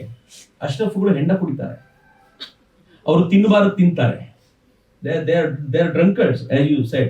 ನಾನು ಮೊಹಮ್ಮದ್ ಅಲಿ ಜಿನ್ನಾ ಬಗ್ಗೆ ಓದುವಾಗ ನೋಡ್ತಿದ್ದೆ. ಮೊಹಮ್ಮದ್ ಅಲಿ ಜಿನ್ನಾ ಸಿಗರೆಟ್ ಸೇರ್ತಿದ್ದ, ಮೊಹಮ್ಮದ್ ಅಲಿ ಜಿನ್ನಾ ಕುಡಿತಿದ್ದ, and if I'm not wrong Mohammad Ali Jinnah ಹಂದಿ ಕೂಡ ತಿಂತಿದ್ದ, ಪೋರ್ಕ್ ಹಾಕತಾರೆ. ಹೆಂಗೆ? ಅವರಿಗೆ ರೂಲ್ ಇಲ್ಲ. ಆದ್ರೆ ಈ ಕನ್ವರ್ಟ್ ಯಾರಾಗಿರ್ತಾರೋ, ಭಾರತೀಯರು ಯಾರಿರ್ತಾರೋ ಅವರಿಗೆಲ್ಲ ರೂಲ್ ಅನ್ನ ತರಬೇಕು ಅಂತ ಹೇಳೋದು ಅಶ್ರಫ್. ಈ ಪುಸ್ತಕ ಈ ತರದ ಅನೇಕ ಸಂಗತಿಗಳನ್ನ ಬಯಲಿಗೆ ಎಳಿತಾ ಹೋಗುತ್ತೆ. ನಾನು ಮಾತಾಡ್ತಾ ಹೋದ್ರೆ ಮಾತಾಡ್ತಾನೆ ಹೋಗ್ತೀನಿ. ನನ್ನ ಫೇವ್ರೆಟ್ ಟಾಪಿಕ್ ಕೂಡ ಮತ್ತೆ ಎರಡನೇ ಪುಸ್ತಕವೂ ಕೂಡ ಅದ್ರ ಬಗ್ಗೆ ಇದೆ. ಆದ್ರೆ ಬ್ರಿಟಿಷರಿಗೆ 1857 ಹೋರಾಟದ ನಂತರ ಒಬ್ಬ ಒಳ್ಳೆ ಅಶ್ರಫ್ ಸಿಕ್ಕಿದ್ರು. ಆ ಅಶ್ರಫ್ ಹೆಸರು ಸರ್ ಸೈಯದ್ ಅಹಮದ್ ಖಾನ್ ಅಂತ. ಸರ್ ಸೈಯದ್ ಅಹಮದ್ ಖಾನ್ ಏನ್ ಮಾಡಿದ್ರು, ಬ್ರಿಟಿಷರಿಗೆ ಕನ್ವಿನ್ಸ್ ಮಾಡಿದ್ರು ಮುಸಲ್ಮಾನರು ಯಾವತ್ತೂ ಡಿಸ್ಲಾಯಲ್ ಆಗಿರೋದಿಲ್ಲ, ನಿಮ್ಗೆ ಲಾಯಲ್ ಆಗಿರ್ತೀವಿ ಅಂತ ಅವ್ರು ಕನ್ವಿನ್ಸ್ ಮಾಡಿದ್ರು. 1888 ನ ತಮ್ಮ ಮೀರತ್ ಸ್ಪೀಚ್ ಅಲ್ಲಿ ಇವತ್ತಿಗೂ ಕೂಡ I am sorry to say, ನಾನು ಪಠ್ಯ ಪುಸ್ತಕದಲ್ಲಿ ಸರ್ ಸೈಯದ್ ಅಹಮದ್ ಖಾನ್ ರನ್ನ ಈ ದೇಶದ ಒಬ್ಬ ಪ್ರಜ್ಞಾವಂತ ನಾಗರಿಕ ಅಂತ ಓದ್ಬಿಟ್ಟಿದ್ದೀನಿ. ಹೆಂಗ್ ಪ್ರಾಯಶ್ಚಿತ್ತ ಮಾಡ್ಕೋಬೇಕು ಗೊತ್ತಿಲ್ಲ ಅದಕ್ಕೆ. ಆ ಓದಿದ ಮೇಲೆ ನನಗೆ ಪ್ರತಿ ಬಾರಿ ಸರ್ ಸೈಯದ್ ಅಹಮದ್ ಖಾನ್ ಬಗ್ಗೆ ಓದುವಾಗ ಸಂಕಟ ಆಗುತ್ತೆ. ಯಾಕೆ ಅಂತಂದ್ರೆ ಹಿಂಗ್ ನಾನು ಓದಿದ್ದೆ, ಅಟ್ಲೀಸ್ಟ್ ನಾನು ಇದನ್ನ ಓದ್ತಾ ಇದ್ದೀನಿ, ನನ್ನ ಜೊತೆ ಓದ್ತಿದ್ದವರೆಲ್ಲರೂ ಕೂಡ ಸರ್ ಸೈಯದ್ ಅಹಮದ್ ಖಾನ್ ಫೋಟೋ ಬಂದಾಗ ಎದ್ದು ನಿಂತು ನಮಸ್ಕಾರ ಮಾಡ್ತಾರೆ. ಎಂಥ ಪ್ರಜ್ಞಾವಂತ ಮುಸಲ್ಮಾನ್. ಅಯೋಗ್ಯ. 1888 ನಲ್ಲಿ ಮೀರತ್ ನಲ್ಲಿ ಒಂದು ಸ್ಪೀಚ್ ನಲ್ಲಿ ಅವ್ರು ಹೇಳ್ತಾರೆ, ಅದು ಕೋಟ್ ಆಗಿದೆ ಅದರಲ್ಲಿ. ಅವ್ರೇನ್ ಹೇಳ್ತಾರೆ, ಬ್ರಿಟಿಷರು ಬಿಟ್ಟು ಹೋದ್ಮೇಲೆ ಎರಡು ಭಿನ್ನ ಜನಾಂಗ ಈ ರಾಷ್ಟ್ರದಲ್ಲಿ ಉಳಿಲಿಕ್ಕೆ ಹೆಂಗ್ ಸಾಧ್ಯ? ಅದು ಉಳಿಲಿಕ್ಕೆ ಸಾಧ್ಯ ಆಗೋದಿಲ್ಲ. ಒಬ್ಬರು ಮತ್ತೊಬ್ಬರನ್ನ ಕಾಂಕರ್ ಮಾಡಿದ್ರೆ ಮಾತ್ರ ಇರ್ಲಿಕ್ಕೆ ಸಾಧ್ಯ. ಮೀರತ್ನ ಓಪನ್ ಭಾಷಣದಲ್ಲಿ ಹೇಳ್ತಿರೋದು ಆ ಮನುಷ್ಯ. ಮಾಡ್ತಾರೆ, ಏನ್ ಹೇಳ್ತಾರೆ, ಹಿಂದೂಗಳಿಗಿಂತ ಸಂಖ್ಯೆ ನಮ್ದು ಕಡಿಮೆ ಇದೆ ಅಂತ ತಲೆ ಕೆಡಿಸ್ಕೊಳ್ಬೇಡಿ, ಗುಡ್ಡದ ಭಾಗಗಳಿಂದ ಪಠಾಣಗಳು ಇವರೆಲ್ಲ ನುಗ್ಗಿ ಬರ್ತಾರೆ, ನಮ್ಮ ಮುಸ್ಲಿಂ ಇವರು ನುಗ್ಗಿ ಮಿಡತೆಯ, ಬಳಸ್ತಾರೆ ಈ ಪದವನ್ನ, ಮಿಡತೆಯ ಹಿಂಡುಗಳಂತೆ ನುಗ್ಗಿ ಬಂದು ರಕ್ತ ಹರಿಸ್ತಾರೆ. ಅನ್ಲೆಸ್ ನಾವು ಈ ಸಾಮ್ರಾಜ್ಯವನ್ನ ಕಿತ್ಕೊಳ್ಳಿಲ್ಲ ಅಂತಂದ್ರೆ ಇಲ್ಲಿ ನಾವು ಉಳಿಯಕ್ ಸಾಧ್ಯ ಇಲ್ಲ ಅಂತ ಸರ್ ಸೈಯದ್ ಅಹಮದ್ ಖಾನ್ ಹೇಳ್ತಾನೆ. ಅವನನ್ನ ಪ್ರಜ್ಞಾವಂತ ಮುಸಲ್ಮಾನ ಅಂತ ಇವರು ಕರೀತಾರೆ. Capturing the army was his main idea. ಇಲ್ಲಿನ ಆರ್ಮಿಯನ್ನು ಕ್ಯಾಪ್ಚರ್ ಮಾಡಬೇಕು ಅಂತ. ಅದಕ್ಕೆ ಏನ್ ಹೇಳ್ತಿದ್ದ ಗೊತ್ತಾ, ಎಲ್ಲ ಸೈಯದ್ಗಳಿಗೆ, ಶೇಖ್ಗಳಿಗೆ ಹೇಳ್ತಿದ್ದ, ನೀವೆಲ್ಲ ಆರ್ಮಿ ಜಾಯ್ನ್ ಆಗಿ ಆರ್ಮಿಯ ಉನ್ನತ ಹುದ್ದೆಗಳಲ್ಲಿ ನೀವು ಕೂತ್ಬಿಡಿ, ಇದಕ್ಕೆ ಬ್ರಿಟಿಷರು ನಿಮ್ಗೆ ಹೆಲ್ಪ್ ಮಾಡ್ತಾರೆ ಅಂತ. ಬ್ರಿಟಿಷರಿಗೆ ಪ್ರಾಬ್ಲಮ್ ಇಲ್ಲ. ಯಾಕೆ ಪ್ರಾಬ್ಲಮ್ ಇಲ್ಲ ಅಂತಂದ್ರೆ ಅವ್ರು ಯಾವತ್ತೂ ಡಿಸ್ಲಾಯಲ್ ಆಗೋದಿಲ್ಲ, ಅವ್ರು ಹೇಳದಂತೆ ಕೇಳ್ಕೊಂಡಿರ್ತಾರೆ. ಅಂತಂದ್ರೆ ಏನ್ ಮಾಡೋದಿದೆ, ದ್ವಿರಾಷ್ಟ್ರ ಸಿದ್ಧಾಂತವನ್ನ ಮುಸಲ್ಮಾನರ ತಲೆಯಲ್ಲಿ ಹಾಕಿದ ಮೊದಲನೇ ವ್ಯಕ್ತಿ ಆತ.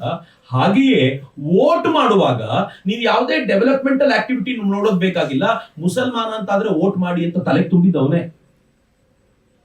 ಬಾಬಾ ಸಾಹೇಬರು ಹೇಳ್ತಾರೆ, ಮುಸಲ್ಮಾನರಲ್ಲಿರುವಂತ ದೊಡ್ಡ ಸಾಮಾಜಿಕ ಜಡತೆ ಏನು ಅಂತಂದ್ರೆ, ಅವ್ರಿಗೆ ವೋಟ್ ಹಾಕುವಾಗ ಡೆವಲಪ್ಮೆಂಟ್ ಕೇಳಲ್ಲ. ಯಾರು ಕ್ಯಾಂಡಿಡೇಟ್ ಇರ್ತಾನೋ ಅವನು ಮಸೀದಿಗೆ ನೆಲಹಾಸನ್ನ ಹಾಕಿ ಕೊಟ್ಟರು ಕೂಡ ಸಾಕು, ವೋಟ್ ಹಾಕ್ಬಿಡ್ತಾರೆ.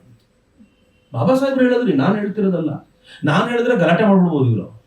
ನಾನು ಬಾಬಾ ಸಾಹೇಬ್ರನ್ನೇ ಕೋಟ್ ಮಾಡ್ತಿದ್ದೀನಿ. ಸಾಮಾಜಿಕ ಜಡತೆ ಅನ್ನುವಂತ ಚಾಪ್ಟರ್ ನಲ್ಲಿ ಬಾಬಾ ಸಾಹೇಬ್ರು ತುಂಬಾ ಸ್ಪಷ್ಟವಾಗಿ ಹೇಳ್ತಾರೆ, ಅದರ ಬೇಸ್ ಇರೋದು ಇಲ್ಲಿ ಅಂತ.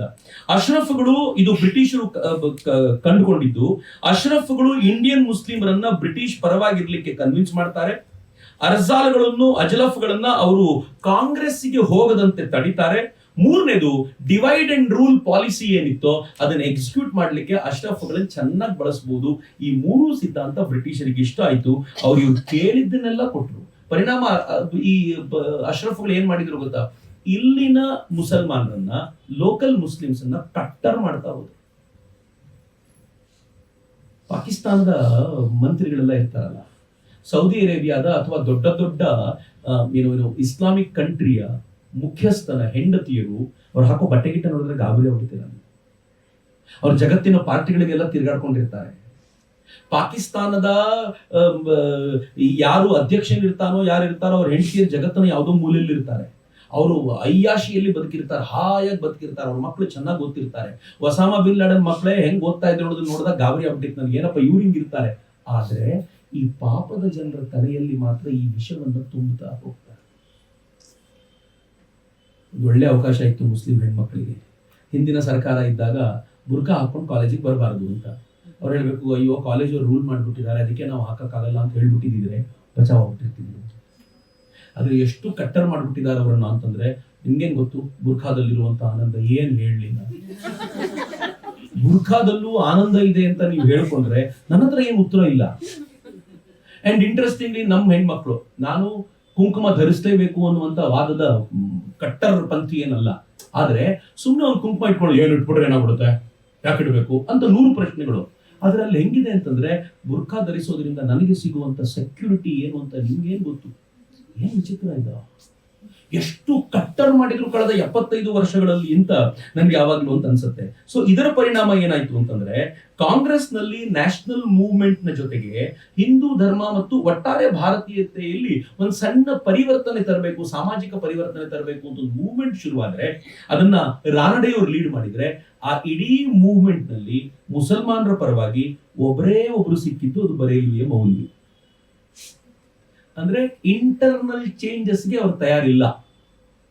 ಆ ಬರೇಲ್ವಿಯ ಮೌಲ್ವಿ ಏನ್ ಹೇಳಿದ್ರು ಗೊತ್ತಾ, ನೀವು ಹಿಂದೂಗಳಲ್ಲಿ ವಿಡೋ ಮ್ಯಾರೇಜ್ ಅಂತ ಹೇಳ್ತೀರಾ, ವಿಡೋ ಮ್ಯಾರೇಜ್ಗೆ ಹಿಂದೂ ಶಾಸ್ತ್ರದಲ್ಲಿ ಅವಕಾಶ ಇಲ್ಲದೆ ಇರೋದ್ರಿಂದ ನೀವು ಅದನ್ನ ಮಾಡಬಾರದು ಅಂತ. ನಿಮ್ದನ್ ಮಾತನಾಡಪ್ಪ.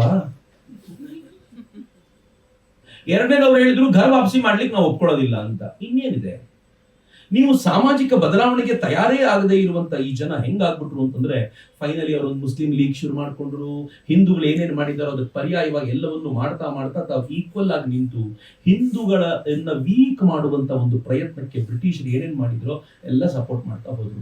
ದುರಂತದ ಸಂಗತಿ ಏನು ಅಂತಂದ್ರೆ, ನನ್ನ ದೇಶದಲ್ಲಿ ಕಾಂಗ್ರೆಸ್ ಅಂತ ಏನಿತ್ತೋ ಅವ್ರು ಇದನ್ನ ಅವತ್ತೇ ಅರ್ಥ ಮಾಡ್ಕೊಂಡು ಇದು ಅಶ್ರಫ್ಗಳ ಪಾಲಿಟಿಕ್ಸು, ಪಸ್ಮಂಡಾಗಳಿಗೂ ಇದಕ್ಕೂ ಸಂಬಂಧ ಇಲ್ಲ ಅಂತ ಪಸ್ಮಂಡಾಗಳನ್ನ ಎಜುಕೇಟ್ ಮಾಡುವಂತ ಪ್ರಯತ್ನ ಮಾಡಿದ್ರೆ ಇವತ್ತು ಈ ಪ್ರಾಬ್ಲಮ್ ಇರ್ತಿರ್ಲಿಲ್ಲ.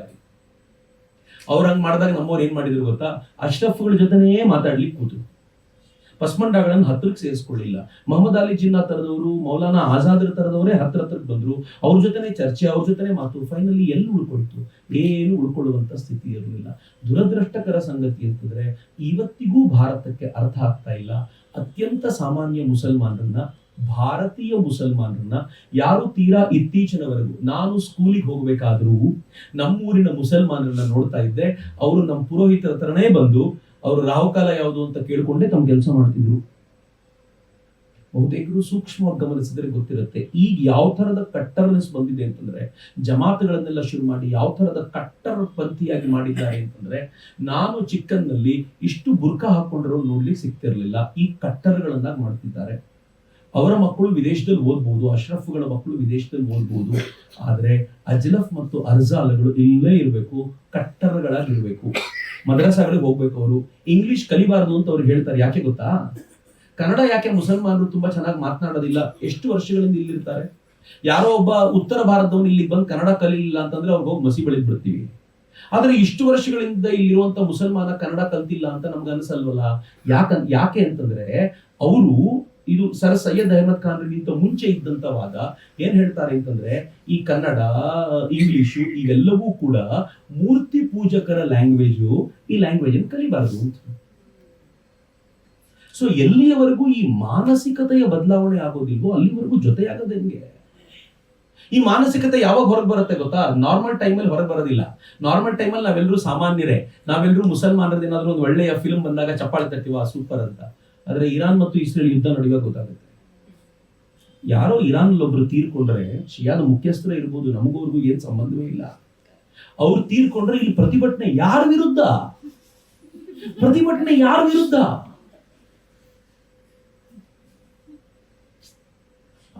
ಶಿವಮೊಗ್ಗದಲ್ಲಿ ಒಂದು ಹೆಣ್ಮಗಳು ಹೇಳ್ತಾಳೆ, ನೀವು ಒಬ್ಬ ಖಮೇನಿನ ಸಾಯಿಸಿರ್ಬೋದು, ಮನೆಯಿಂದ ಖಮೇನಿ ಹುಟ್ಟು ಬರ್ತಾರೆ.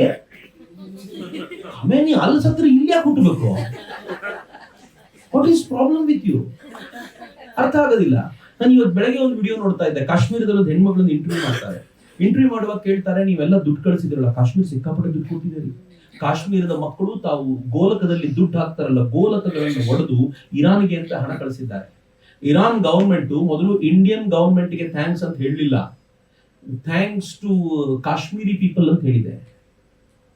ಆತರ ಚಿಕ್ಕ ಮಗುವಿನ ಕೈಯಲ್ಲಿ ಕೈ ಹಾಕಿದ ಬಳೆ ತೆಗೆಸ್ಕೊಟ್ಟಿದ್ದಾರೆ. ಅದನ್ನ ಮತ್ತೆ ವೈರಲ್ ಮಾಡ್ತಾರೆ, ನೋಡಿ ಆ ಮಗು ಬಳೆ ಕೊಟ್ಟಿದೆ. ಯಾತಕ್ಕೋಸ್ಕರ? ಇರಾನ್ ನಲ್ಲಿ ಫೈಟ್ ಮಾಡ್ತಿರುವಂತ ನಮ್ಮ ಹೋರಾಟಗಾರರಿಗೋಸ್ಕರ. ಒಂದು ದಿನ ನಾವು ಪಾಕಿಸ್ತಾನದ ವಿರುದ್ಧ, ಚೈನಾ ವಿರುದ್ಧ ಹೋರಾಟ ಮಾಡುವಾಗ ಬರ್ಲಿಲ್ಲ ರೀ. ಇಷ್ಟು ಹತ್ಯೆ ಆಗತ್ತಲ್ಲ. ಈ ಪೆಹಲ್ಗಾಂವ್ನಲ್ಲಿ ಪ್ಯಾಂಟ್ ಬಿಚ್ಚಿ ಹತ್ಯೆ ಮಾಡಿದ್ರಲ್ಲ, ಒಬ್ರು ಕೂಡ ಕಣ್ಣೀರ್ ಹಾಕಿ ಅಯೋಗ್ಯರ ಹಿಂಗ್ ಮಾಡ್ತಾರೇನೋ ಅಂತ ಕೇಳಲಿಲ್ಲ.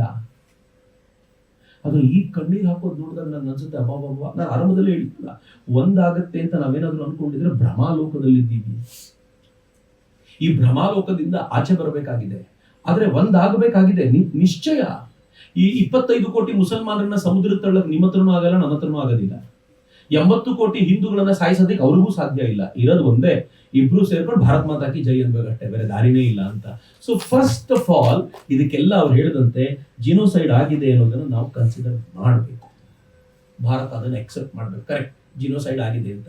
ನಮ್ಮೆಲ್ಲ ಹಿಸ್ಟ್ರಿ ಬುಕ್ಗಳು ಪ್ರತಿಯೊಂದು ಕೂಡ ಆ ಜಿನೋಸೈಡಲ್ ಟೆಂಡೆನ್ಸಿ, ಆಕ್ರಮಣಕಾರಿಗಳಲ್ಲಿ ಏನಿತ್ತು ಅದು ಹೆಂಗೆ ಇಲ್ಲಿ ಆಕ್ಟ್ ಆಯ್ತು ಅನ್ನೋದನ್ನ ಹೊರಗೆ ತೆಗಿಬೇಕು. ಅದು ಆಗಬೇಕಾಗಿರುವಂತ ಅತ್ಯಂತ ಮಹತ್ವದ ಕೆಲಸ ಅಂತ ನಾನು ಒಪ್ಕೊಳ್ತೀನಿ. ಅದಾದ್ಮೇಲೆ ಜಿನೋಸೈಡ್ ಆಗಿದೆ ಅಂತ ಸರ್ಕಾರ ಹೇಳುತ್ತೋ ಬಿಡುತ್ತೋ, ನಾವು ಒಪ್ಕೋಬೇಕಲ್ಲ. ನಾವಿದನ್ನ ಒಪ್ಪಿ ನಮ್ಮ ಮುಂದಿನ ಪೀಳಿಗೆ ಜೊತೆ ಚರ್ಚೆ ಮಾಡ್ಬೇಕಲ್ಲ. ಈಗ ನಾವು ಒಪ್ಕೊಳ್ತೀವೋ ಇಲ್ವೋ, ಹಿಂದೂಗಳಲ್ಲಿ ಮೇಲ್ವರ್ಗದವರು ಕೆಳವರ್ಗದವರನ್ನ ತುಳಿದ್ರು, ನಾವು ಒಪ್ಕೊಳ್ತೀವಿ. ಒಪ್ಕೊಂಡಿದ್ರಿಂದಾಗಿ ಬದಲಾವಣೆಗೆ ಸಿದ್ಧವಾಗ್ಲಿಕ್ಕೆ ಆಗಿದೆ ನಮ್ಮ ಹತ್ರ. ಹಾಗೆ ಜಿನೋಸೈಡ್ ಆಗಿದೆ, ಈ ತರದ್ ಆಗ್ಬಾರ್ದು ಅನ್ನೋದನ್ನ ಆಲೋಚನೆ ಮಾಡಿದ್ರೆ ಮಾತ್ರ ಮುಂದಿನ ಇಸ್ಲಾಮಿಕ್ ಪೀಳಿಗೆಯು ಚೆನ್ನಾಗಿರುತ್ತೆ ಅನ್ನೋದು ಇರುವಂತ ದೊಡ್ಡ ಚರ್ಚೆ. ಆ ಇಡೀ ಚರ್ಚೆಯನ್ನ ಇದರಲ್ಲಿ ಕೊಟ್ಟಿದ್ದಾರೆ. ಫೈನಲಿ ಈ ಪುಸ್ತಕದಲ್ಲಿ ಏನೇನ್ ಮಾಡಬೇಕು ಅಂತ ಬರೀತಾ 6 ಶತ್ರುಗಳನ್ನ ಗುರುತಿಸ್ತಾರೆ.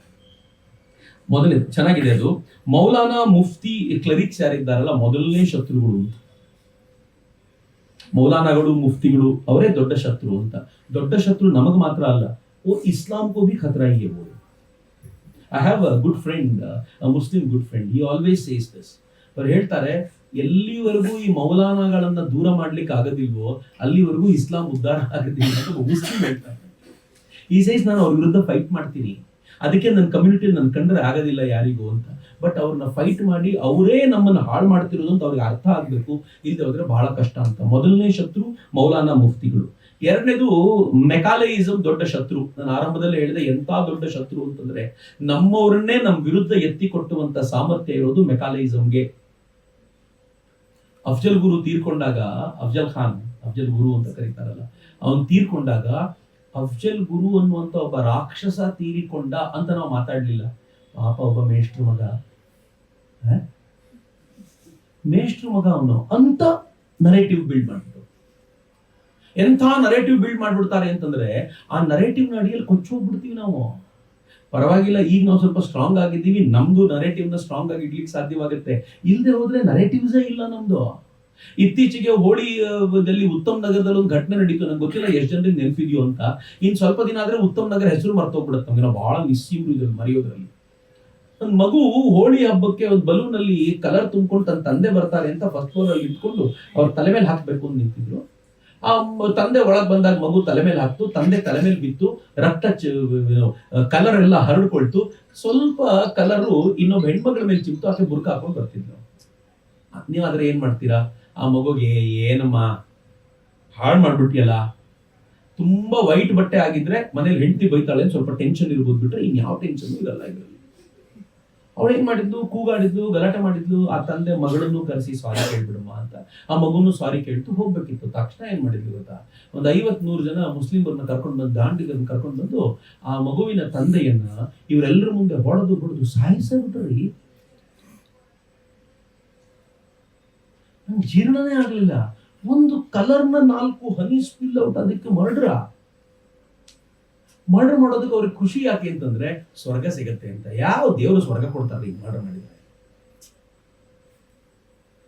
ಮಜಾ ಏನ್ ಗೊತ್ತಾ, ಮರ್ಡರ್ ಆದ ನಂತರ ನನ್ನ ಪೋರ್ಷನ್ ಇರೋದು ಇಲ್ಲಿ. ಮೆಕಾಲೆಯಿಸಂ ಹೆಂಗ್ ವರ್ಕ್ ಆಗುತ್ತೆ ಅಂತಂದ್ರೆ, ಮರ್ಡರ್ ಆದ ನಂತರ ಆ ಮರ್ಡರ್ ತಪ್ಪು ಅಂತ ಬಾಯಿ ಮುಚ್ಕೊಂಡು ಒಪ್ಕೋಬೇಕಿಲ್ರು. ಅದ್ರಲ್ಲಿ ನಾನಾಗ ಒಂದು ನರೇಟಿವ್ ಬಿಲ್ಡ್ ಮಾಡಿದ್ರು. ಇದು ಆಕ್ಚುಲಿ ಈ ಕಲರ್ಗೋಸ್ಕರ ನಡೆದ ಗಲಾಟೆ ಅಲ್ಲ, ಅವರಿಬ್ಬರಿಗೂ ಮುಂಚಿಂದನೂ ಗಲಾಟೆ ನಡೀತಿತ್ತು. ಅವನಲ್ಲಿ ಹಿಂದುತ್ವದ ಪ್ರಚಾರ ತುಂಬಾ ಮಾಡ್ತಾ ಇದ್ದ, ಇವ್ರಿಗೆಲ್ಲ ತುಂಬಾ ತೊಂದರೆ ಕೊಡ್ತಾ ಇದ್ದ, ಅದಕ್ಕೋಸ್ಕರ ಮರ್ಡರ್ ಮಾಡ್ಬಿಟ್ರು. ಅಯ್ಯಯ್ಯ, ಒಂದು ನರೇಟಿವ್ ಬಿಲ್ಡ್ ಮಾಡ್ಬಿಟ್ರು. ಆದ್ರೆ ಸ್ಟ್ರಾಂಗ್ ಆಗಿರುವಂತ ರೈಟ್ ವಿಂಗಿನ ನರೇಟಿವ್ ಇದ್ದಿದ್ರಿಂದ, ಇವರೆಲ್ಲರೂ ಪಟ್ಟಾಗಿ ನಿಂತಿದ್ರಿಂದ ಜನ ಬೀದಿಗೆ ಬಂದ್ರು. 1 ಲಕ್ಷಕ್ಕೂ ಹೆಚ್ಚು ಜನ ಬೀದಿಗೆ ಬಂದ್ರು. ಇವ್ರು ಯಾರು ಇಲ್ಲಿ ಇರಬಾರ್ದು, ಬುಲ್ಡೋಸ್ ಮಾಡಿದ್ರೆ ಸರಿ, ಇಲ್ಲ ನಾಮನೆ ಉಳಿಸ್ತೀವಿ ಅಂತ ಜನ ಎಲ್ಲ ಬೀದಿಗೆ ಬಂದ್ರೆ ಸರ್ಕಾರವು ಮೆತ್ತಗಾಗಿ ಕೊನೆಗೆ ಇವೆಲ್ಲ ಮಾಡ್ಬೇಕಾಗಿ ಬಂತು. ಇಲ್ಲದೆ ಹೋದ್ರೆ ನಾವು ಎಕ್ಸೆಪ್ಟ್ ಮಾಡ್ಕೊಂಡಿರುವಂತ ಜನಾಂಗ ಅಲ್ಲ. ಅದಕ್ಕೆ ಮೆಕಾಲಿಸಂ ಡೇಂಜರ್. 3ನೇದು ಮಾರ್ಕ್ಸಿಸಂ ಇದೆ. ಇವನ್ನೆಲ್ಲ ಮಾರ್ಕ್ಸಿಸಂ ನ ಈ ಮೂಸೆಯೊಳಗೆ ಹುಟ್ಟಾಕಿರೋದು ಇವ್ರನ್ನೆಲ್ಲ. 4ನೇದು ಕರೆಕ್ಟ್ ಅವ್ರು ಹೇಳೋದು, ಮಿಲಾರ್ಡ್ಸ್ ಇದಾರಲ್ಲ, ಅವರು 4ನೇ ಶತ್ರುಗಳು ಅಂತ. ಇಷ್ಟೂ ವರ್ಷಗಳ ಕಾಲ ಇವರುಗಳೇ ಬಹಳ ದೊಡ್ಡ ಸಮಸ್ಯೆ ಉಂಟು ಮಾಡಿರೋದು. ನೂಪುರ್ ಶರ್ಮಾ ಆ ತರದ ಸ್ಟೇಟ್ಮೆಂಟ್ ಕೊಟ್ಟಿದ್ದಕ್ಕೆ, ಸ್ಟೇಟ್ಮೆಂಟ್ ತಪ್ಪಿರ್ಲಿಲ್ಲ. ನಾನು ಉಮರ್ ಶರೀಫ್ರ ಜೊತೆ ಮಾತನಾಡಿದೆ. ನಾನು ನಿಮ್ಮ ಹತ್ರ ಓಪನ್ ಆಗಿ ಹೆಸರು ಹೇಳ್ತಿದ್ದೀನಿ. ಉಮರ್ ಶರೀಫ್ರು ಸಿಕ್ಕಿದಾಗ ನಾನು ಕೇಳಿದೆ, ನೂಪುರ್ ಶರ್ಮಾ ಹೇಳಿದ್ರು ತಪ್ಪಿತ್ತ? ಅವ್ರು ಹೇಳಿದ್ರು ತಪ್ಪಿರಲಿಲ್ಲ, ಕರೆಕ್ಟ್ ಆಗಿತ್ತು. ಮತ್ತೆ ಸರ್ ತನ್ಸಜುದ ಯಾಕೆ? ಅವ್ರು ಹೇಳಿದ ಶೈಲಿ ಇಷ್ಟ ಆಗ್ಲಿಲ್ಲ ಅಷ್ಟೇ ನಮ್ ಜನಕ್ಕೆ. ಸರ್ ತನ್ಸಜುದ ಸ್ವಲ್ಪ ಸರ್ಕ್ಯಾಸಮ್ ಹೇಳಿದ್ದಕ್ಕೆ ಅವ್ರು ಹೇಳಿದ್ರು no I did not like it, ನಂಗೆ ಇಷ್ಟ ಆಗ್ಲಿಲ್ಲ ಅಂತ ಅವ್ರು ಹೇಳಿದ್ರು. ಬಟ್ ನಾನು ಒಬ್ಬ ಉಮರ್ ಶರೀಫ್ ಅನ್ನುವಂತ ಒಬ್ಬ ಮೌಲಾನಾ ಮಾತನ್ನೇ ನಿಮ್ ಮುಂದೆ ಇಡ್ತಾ ಇದ್ದೀನಿ. ಹಾಗೆ ಒಪ್ಕೊಂಡಾಗ್ಲೂ ಜಡ್ಜ್ ಹೇಳಿದ್ರು, ತೆವಲಿಗೆ ಮಾತಾಡ್ತೀರಾ ನೀವೆಲ್ಲ ಅಂತ ಮಾತಾಡ್ಬಿಟ್ರು ಜಡ್ಜ್. ನಾವು ನಮ್ಮ ರಾಮ ಮಂದಿರವನ್ನು ಬಿಡಿಸ್ಕೊಡ್ಲಿಕ್ಕೆ ಎಷ್ಟು ದಶಕಗಳ ಕಾಲ ಹೋರಾಟ ಮಾಡ್ಬೇಕಾದ್ ಬಂತು. ಯಾಕೆ ಇದನ್ನ ಬಿಡಿಸ್ಕೊಳ್ಲಿಕ್ಕೆ ಸಾಧ್ಯ ಆಗೋದಿಲ್ಲ ಅಂತಂದ್ರೆ ಅಲ್ಲೊಂದು ದಂಗೆ ಆಗ್ಬಿಡುತ್ತೆ, ಅದಕ್ಕೋಸ್ಕರ ಸಾಧ್ಯ ಇಲ್ಲ ಅಂತ. ಆರ್ಟಿಕಲ್ 370 ತೆಗಿಬೇಕು, ಯಾಕೆ ತೆಗಿಲಿಕ್ಕೆ ಸಾಧ್ಯ ಆಗೋದಿಲ್ಲ? ದಂಗೆ ಆಗುತ್ತೆ ಅನ್ನೋ ಕಾರಣಕ್ಕೋಸ್ಕರ. ಇಡೀ ಒಂದು ಸ್ಟೇಟ್ಗೆ ಒಂದು ದಂಗೆಯನ್ನ ನಿಯಂತ್ರಣ ಮಾಡ್ಲಿಕ್ಕೆ ಆಗೋದಿಲ್ಲ, ಈ ದೇಶವನ್ನ ಹಿಡಿತಕ್ಕೆ ತರ್ಲಿಕ್ಕೆ ಆಗೋದಿಲ್ಲ ಅಂತಂದ್ರೆ ಏನಿದು? ಮಿಲಾಟ್ಸ್ ಅವರು ಡೇಂಜರು ಅಂತ. ಇನ್ನು ಕೊನೆಯದಾಗಿ ಮಿಷನರಿಗಳು ಬಹಳ ಡೇಂಜರು. ಇನ್ಫ್ಯಾಕ್ಟ್ ನನ್ಗೆ ಅನ್ಸುತ್ತೆ ಎಲ್ಲರಿಗಿಂತ ಡೇಂಜರ್ ಅವರೇ. ಸೈಲೆಂಟ್ ಆಗಿ ಕೆಲಸ ಮಾಡ್ತಾರೆ. ನೋ ಒನ್ ಇಂಟ್ರೆಸ್ಟಿಂಗ್ ಥಿಂಗ್, ಮೊನ್ನೆ ಅಥವಾ ಈಗ ಇನ್ನು ಒಂದು ಬಿಲ್ ಪ್ರೆಸೆಂಟ್ ಮಾಡಬೇಕು ಅಂತ ಹೊರಟಿದ್ದಾರೆ. FCRA ವಿರುದ್ಧ ಒಂದು ಬಿಲ್ ಅನ್ನು ಪ್ರೆಸೆಂಟ್ ಮಾಡಬೇಕು ಅಂತ. ಅಂದ್ರೆ ವಿದೇಶದಿಂದ ಹಣ ತೆಗೆದುಕೊಳ್ಬೇಕಾದಾಗ ಯಾವ್ಯಾವ ಎಚ್ಚರಿಕೆ ಇರಬೇಕು ಅಥವಾ ತೆಗೆದುಕೊಳ್ಬಹುದೋ ಬೇಡವೋ ಅಂತ.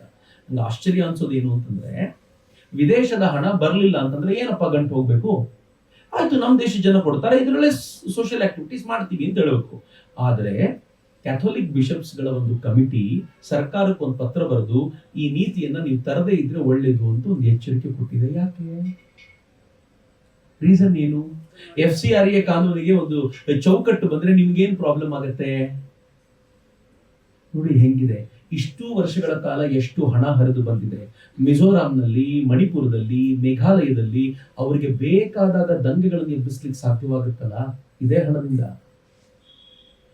ಈ ತಮಿಳುನಾಡಿನಲ್ಲಿ ಒಂದು ಕಾಪರ್ ಫ್ಯಾಕ್ಟರಿ ಆಗ್ಬೇಕಾಗಿತ್ತು. ಆ ಫ್ಯಾಕ್ಟರಿಗೆ ದೊಡ್ಡ ಹೋರಾಟ ನಡೆದು ಮನಮೋಹನ್ ಸಿಂಗ್ರ ಕಾಲದಲ್ಲಿ ಅದನ್ನ ಮಾಡಬಾರದು ಅಂತ ನಿಲ್ಲಿಸ್ಬಿಟ್ರು. ಅದಾದ್ಮೇಲೆ ಭಾರತ ಇವತ್ತು ಕಾಪರ್ನ ಇಂಪೋರ್ಟ್ ಮಾಡ್ಕೊಳ್ತಿದೆ. ಅದರ್ವೈಸ್ ನಾವು ಎಕ್ಸ್ಪೋರ್ಟ್ ಮಾಡ್ತಾ ಇದ್ದ ಕಂಟ್ರಿ ಇವತ್ತು ಇಂಪೋರ್ಟ್ ಮಾಡ್ಕೊಳ್ಳುವಂತ ಕೆಟ್ಟ ಸ್ಥಿತಿಗೆ ಬಂದ್ವಿ. ಅದನ್ನು ಹುಡುಕಾಡಿದ್ಮೇಲೆ ಗೊತ್ತಾಯ್ತು ಆ ಹೋರಾಟ ಏನ್ ನಡೀತಲ್ಲ ಅದಷ್ಟು ಕೂಡ ಒಂದಷ್ಟು ಚರ್ಚ್ ಪ್ರೇರಿತ ಹೋರಾಟ ಅಂತ. ಪ್ರತಿನಿತ್ಯ ಹೋರಾಟಗಾರರು ಚರ್ಚಿಗೆ ಬರ್ತಾ ಇದ್ರು, ಅಲ್ಲೇ ತಿಂಡಿ ಊಟ ಮಾಡ್ಕೊಂಡು ದುಡ್ಡು ತೆಗೆದುಕೊಂಡು ಹೋರಾಟಕ್ಕೆ ಹೋಗ್ತಿದ್ರು, ವಾಪಸ್ ಬರ್ತಿದ್ರು ಅಂತ. ಯಾವ ವ್ಯವಸ್ಥಿತವಾಗಿರುವಂತ ಸಂಚಿದೆ. ಸಮಟೈಮ್ಸ್ ನನ್ಗೆ ಅನ್ಸುತ್ತೆ, ನಂಗೆ ಗೊತ್ತಿಲ್ಲ, ನಾನು ಸುಮ್ಮನೆ ನಿಮ್ ಮುಂದೆ ನಮ್ಮ ಆತಂಕ ಹೇಳೋದು. ಹಳ್ಳಿಗಳಲ್ಲೂ ಚರ್ಚ್ ಇದೆಯಲ್ಲ, ಇಡೀ ಹಳ್ಳಿಯಲ್ಲಿ ಒಂದು ಕನ್ವರ್ಟೆಡ್ ಫ್ಯಾಮಿಲಿ ಇರುತ್ತೆ, ಬಟ್ ಒಂದು ಭವ್ಯವಾಗಿರುವಂತ ಚರ್ಚ್ ಇರುತ್ತೆ. ಯಾಕ್ರಿ? ಧುರಂಧರಲ್ಲಿ ನಾವು ಒಬ್ಬ ಭಾರತದ ಏಜೆಂಟು ಪಾಕಿಸ್ತಾನಕ್ಕೆ ಹೋಗಿ ಅಲ್ಲೆಲ್ಲೋ ಒಂದು ಸಣ್ಣ ಗುಡಿಸಲಲ್ಲಿದ್ದು ನಿಧಾನವಾಗಿ ಒಂದು ಎಂಪೈರ್ನ ಕಟ್ಟದ ಅಂತ ಹೇಳ್ತೀವಿ. ಅಕಸ್ಮಾತ್ ಹಂಗೆ ನಿಜ ಆದ್ರೆ ಇವರುಗಳೆಲ್ಲ ಹಳ್ಳಿಯಿಂದ ಹೆಂಗ್ ಬೇರೆ ಬಿಟ್ಬಿಟ್ಟಿದಾರಲ್ಲ. ನನ್ನ ಆತಂಕ ಇದು.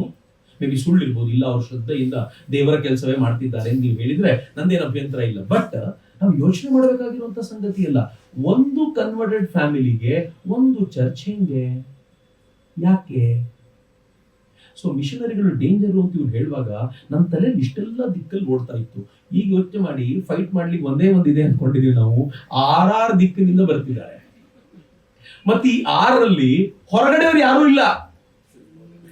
ಪಾಕಿಸ್ತಾನ ಡೇಂಜರ್ ಶತ್ರು ಅಲ್ಲ, ಚೀನಾ ಶತ್ರು ಅಲ್ಲ, ಅದನ್ನ ನೋಡ್ಕೊಳ್ತಾರೆ, ನಮ್ಮವ್ರು ಮ್ಯಾನೇಜ್ ಮಾಡ್ತಾರೆ. ನಮ್ಮ ಹತ್ರ ಆಧುನಿಕವಾದ ವಾರ್ಫೇರ್ಗಳಿವೆ. ಒಳಗಡೆ 0.5 ಫ್ರಂಟ್, 2.5 ಫ್ರಂಟ್ ಅಂತ ಜನರಲ್ ರಾವತ್ ಹೇಳ್ತಿದ್ರಲ್ಲ, ಅದ್ರ 0.5 ಫ್ರಂಟ್ 6 ಜನ ಇದ್ದಾರೆ. ಇವರು ಹೆಂಗ್ ಫೈಟ್ ಮಾಡೋದು? ಈ ಫೈಟ್ ಮಾಡ್ಲಿಕ್ಕೆ ಮುಂದಿನ ಪೀಳಿಗೆ ನಾವೇ ತಯಾರಾಗಬೇಕು. ನಮ್ಮನ್ನು ನೋಡಿ ಮುಂದಿನ ಪೀಳಿಗೆಗಳು ಇನ್ನೂ ಸ್ಟ್ರಾಂಗ್ ಆಗಬೇಕು ಅಷ್ಟೇ. ಅಕಸ್ಮಾತ್ ಆಗಲಿಲ್ಲ ಅಂತಂದ್ರೆ ಸೊ ಬಹಳ ಗಂಭೀರವಾಗಿರುವಂತ ಪರಿಸ್ಥಿತಿಯನ್ನ ಎದುರಿಸಬೇಕಾಗುತ್ತೆ ಅಂತ. ಸೊ ಇಷ್ಟೆಲ್ಲದರ ನಡುವೆ ಈ 6 ನಡುವೆ ಇನ್ನೊಂದಿದೆ, 7th ಶತ್ರು ಏಕೆ और वो गवर्नमेंट के रूप में कर्नाटक में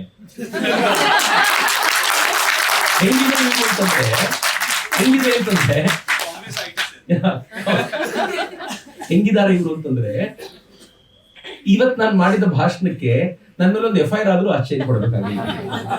ಸೊ ದಟ್ ವಾಯ್ಸ್ ಅನ್ನ ಸೈಲೆನ್ಸ್ ಮಾಡಬೇಕು. ಇದನ್ನ ಮಾತಾಡ್ಲಿಕ್ಕೆ ಬಿಡಬಾರ್ದು, ಇದನ್ನ ಓಪನ್ ಆಗಿ ಹೇಳಬಾರ್ದು ಅಂತ. ನೋಡಿ, I was just listening to reporter today. ಅವ್ರು ಇಂಟರ್ವ್ಯೂ ಮಾಡ್ತಾ ಗೊಗೋಯಿನ್ ಕೇಳ್ತಾರೆ. ಗೊಗೋಯ್ ಅಸ್ಸಾಂನ CM ಕ್ಯಾಂಡಿಡೇಟ್ ಈಗ ಕಾಂಗ್ರೆಸ್ನ ಕಡೆಯಿಂದ. ನೀನು ಸರ್ಕಾರ ಡಿನೈ ಮಾಡಿದಾಗ್ಲೂ ಸರ್ಕಾರಕ್ಕೆ ಹೇಳದೆ ಕದ್ದು ಮುಚ್ಚಿ ಪಾಕಿಸ್ತಾನಕ್ಕೆ ಹೋಗಿದ್ ಯಾಕೆ? ಅವನ ಹತ್ರ ಆನ್ಸರ್ ಇಲ್ಲ. ಎಲ್ಲ ಬಿಟ್ಟು ಪಾಕಿಸ್ತಾನಕ್ಕೆ ಯಾಕೆ ಹೋಗ್ಬೇಕಾಗುತ್ತೆ? And he is CM candidate of Congress. ಏನ್ ಮಾಡ್ಲಿಕ್ಕೆ ಹೊರಟಿದ್ದೀರಾ? ಸಂಬಿತ್ ಪಾತ್ರ 2 ದಿನಗಳ ಮುಂಚೆ ಸಂಸತ್ನಲ್ಲಿ ಎದ್ದು ನಿಂತ್ಕೊಂಡು ಹೇಳಿದ್ರು, ಸೀರಿಯಸ್ ಆಗಿ ಕೇಳಿ ಇದನ್ನ, ಒಬ್ಬ ನಕ್ಸಲ್ನ, ಮೋಸ್ಟ್ ವಾಂಟೆಡ್ ನಕ್ಸಲ್ನ ಮಹಾರಾಷ್ಟ್ರ ಗವರ್ಮೆಂಟ್ ಅರೆಸ್ಟ್ ಮಾಡಿ ಜೈಲಲ್ಲಿ ಇಟ್ಟಿತ್ತು. ಜೈರಾಮ್ ರಮೇಶ್ ಒಂದು ಪತ್ರವನ್ನ ಗವರ್ಮೆಂಟ್ಗೆ ಬರೆದು ಕೇಳ್ಕೊಳ್ತಾರೆ, ದಯಮಾಡಿ ಅವನನ್ನು ಬಿಡಿ ಅಂತ. ಆ ಪತ್ರವನ್ನು ಆಧಾರವಾಗಿ ಇರಿಸಿಕೊಂಡು ಅವನ ಮೇಲೆ ಅನುಕಂಪದ ಆಧಾರದ ಮೇಲೆ ಅವನನ್ನು ಬಿಡ್ತಾರೆ. ಅದಾದ್ಮೇಲೆ ಸೋನಿಯಾ ಗಾಂಧಿ ಅವರು ಅವನನ್ನು ಅತ್ಯಂತ ಉನ್ನತ ಹುದ್ದೆಯೊಂದಕ್ಕೆ ಅವನನ್ನು ಆರಿಸ್ಕೊಳ್ತಾರೆ. ಯಾಕೆ?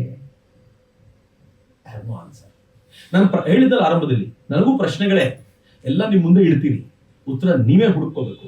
ನಾನು ಉತ್ತರಗಳನ್ನು ಹೇಳಿದ್ರೆ FIR ಆಗುತ್ತೆ, ಉತ್ತರ ನೀವೇ ಹುಡ್ಕೊಂಡ್ರೆ ನಂದೇನು ಪ್ರಾಬ್ಲಮ್ ಇಲ್ಲ. ಹೀಗಾಗಿ ಉತ್ತರಗಳನ್ನು ಹುಡುಕುವಂತ ಆ ದೊಡ್ಡ ಜವಾಬ್ದಾರಿ ನಮ್ಮ ಹೆಗಲ ಮೇಲೆ ಇದೆಯಲ್ಲ, ಆ ಉತ್ತರಗಳನ್ನ ಈಗ ಹುಡುಕಬೇಕಾಗಿರುವಂತ ಸಂದರ್ಭ ಬಂದಿದೆ.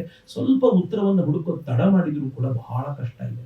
ಬಿಕಾಸ್ ಅವರು ಫೈನಲ್ ವಾರ್ ಅಂತ ಸಿದ್ಧವಾಗಿದ್ದಾರೆ. ದೇ ಸೇ 2047 ನಮ್ಮ ಫೈನಲ್ ಡೆಡ್ ಲೈನ್ ಅಂತ. 2047ಗೆ ಭಾರತವನ್ನ ಟೋಟಲ್ ಚೇಂಜ್ ಮಾಡ್ತೀವಿ ಅಂತ ಹಠ ಹಿಡಿದು ನಿಂತಿದ್ದಾರೆ. ನಮ್ಗೇನ್ ಅನ್ಸುತ್ತೆ, 2047 ಇನ್ನು 21 ವರ್ಷ ಇದೆಯಾ ಅಂತ. 21 ವರ್ಷ ಹಿಂಗ್ ಬಂದ್ಬಿಡುತ್ತೆ. ನಮಗೊಂದು ದೊಡ್ಡ ಸವಾಲಿದೆ ಅಂತ. ಈ ಸವಾಲನ್ನ ಅರ್ಥ ಮಾಡಿಕೊಳ್ಳಿಕ್ಕೆ ಹಿಂದೂ ಮಿಸಿಯಾ, ಹಿಂದೂ ಜಿನೋಸೈಡ್ ಪುಸ್ತಕ ದೊಡ್ಡ ಮಟ್ಟದಲ್ಲಿ ಸಹಕಾರಿಯಾಗುತ್ತೆ. ಒಂದೇ ಮಾತು ಹೇಳಬೇಕು ನಾನು ಅಂತಂದ್ರೆ, ನಾನು ತುಂಬಾ ಬೇರೆ ಬೇರೆ ಬೇರೆ ಬೇರೆದನ್ನು ಓದ್ತಾನೆ ಇರ್ತೀನಿ. ಆದ್ರಿಂದ ಈ ಪುಸ್ತಕ ನಿಮ್ಗೆ ಕನಿಷ್ಠ ಪಕ್ಷ ಒಳ್ಳೆಯ ಒಂದು 8 ಪುಸ್ತಕವನ್ನು ಓದೋದನ್ನ ಅವಾಯ್ಡ್ ಮಾಡಿಸುತ್ತೆ. ಇದೊಂದೇ ಪುಸ್ತಕ ಸಾಕು ಅಂತ. ಅಷ್ಟೆಲ್ಲವನ್ನು ಅವರು ಕ್ರೋಢೀಕರಿಸಿ ಅರ್ಥವಾಗುವಂತೆ मैं कह रहा था ये आपका जो बुक है अच्छी खासी 8-10 किताब रीड करने से बचा देती है. एक ही बुक में सब है. ಎಲ್ಲವನ್ನೂ ಒಂದ್ ಕಡೆ ಅವರು ಕಲೆಕ್ಟ್ ಮಾಡಿಟ್ಟು ಅದನ್ನ ಒಂದ್ ಕಡೆ ಹಾಕಿಟ್ಟು ಅದನ್ನು ತುಂಬಾ ಅರ್ಥವಾಗುವ ರೀತಿಯಲ್ಲಿ ಬರೆದಿದ್ದಾರೆ. ಸೊ ಅದನ್ನ ಬಹಳ ಸುಂದರವಾಗಿರುವಂತ ಪ್ರಯತ್ನ ಅಂತ ನನ್ಗನ್ಸುತ್ತೆ. ಸುಂದರವಾಗಿರೋದಲ್ಲ, ಕಠೋರವಾಗಿರುವಂತ ಪ್ರಯತ್ನ. ಪುಸ್ತಕದ ಪೂರ್ತಿ ಹಂಗೆ ಇದೆ, ಎಲ್ಲ ರಕ್ತಸಿಕ್ತ ಅಧ್ಯಾಯಗಳೇ ತುಂಬಿಕೊಂಡಿದೆ ಅದರಲ್ಲಿ. ಬಟ್ ನಮಗೆ ತುಂಬಾ ದೊಡ್ಡ ಮಾರ್ಗದರ್ಶನ ಇದರಿಂದ ಸಿಗುತ್ತೆ. ಒಂದು ನೈಜ ಇತಿಹಾಸದ ಕಡೆಗೆ ಈಗಲಾದ್ರೂ ಕಣ್ತೆರೆಯುವಂತ ಒಂದು ಅಪರೂಪದ ಅವಕಾಶವನ್ನು ಈ ಪುಸ್ತಕ ಮಾಡಿಕೊಡುತ್ತೆ. ನಾನು ಅಭಿಜಿತ್ಗೂ ಧನ್ಯವಾದಗಳನ್ನು ಹೇಳ್ತೀನಿ, ಮತ್ತು ಗರುಡ ಪ್ರಕಾಶನಕ್ಕೂ ಕೂಡ ಈ ತರದೊಂದು ಪುಸ್ತಕವನ್ನು ತರುವಂತ ಸಾಹಸ ಮಾಡಿದ್ದಕ್ಕೆ. ಡೆಫಿನೆಟ್ಲಿ ಇದನ್ನ ಪೆಂಗ್ವಿನ್ ತರದವರು ತರ್ತಿರಲಿಲ್ಲ, ಗರುಡ ಪ್ರಕಾಶನವೇ ಬೇಕಿತ್ತು. ಇದಕ್ಕೋಸ್ಕರ ಅವರ ಪ್ರಕಾಶನ ಮಾಡಿದ್ರು. ಈ ಗರುಡ ಪ್ರಕಾಶನ ಏನು ಮಾಡಿದ್ರು, ನಾನು ಅವರಿಗೂ ಕೂಡ ಇಲ್ಲಿಂದ ಅತ್ಯಂತ ಹೃತ್ಪೂರ್ವಕವಾದ ಅಭಿನಂದನೆಗಳನ್ನ ಸಲ್ಲಿಸ್ತಾ ನಿಮ್ಗೆಲ್ಲರಿಗೂ ಕೂಡ ಧನ್ಯವಾದಗಳನ್ನು ಸಮರ್ಪಿಸ್ತೀನಿ. ವಂದೇ ಮಾತರಂ, ಜೈ.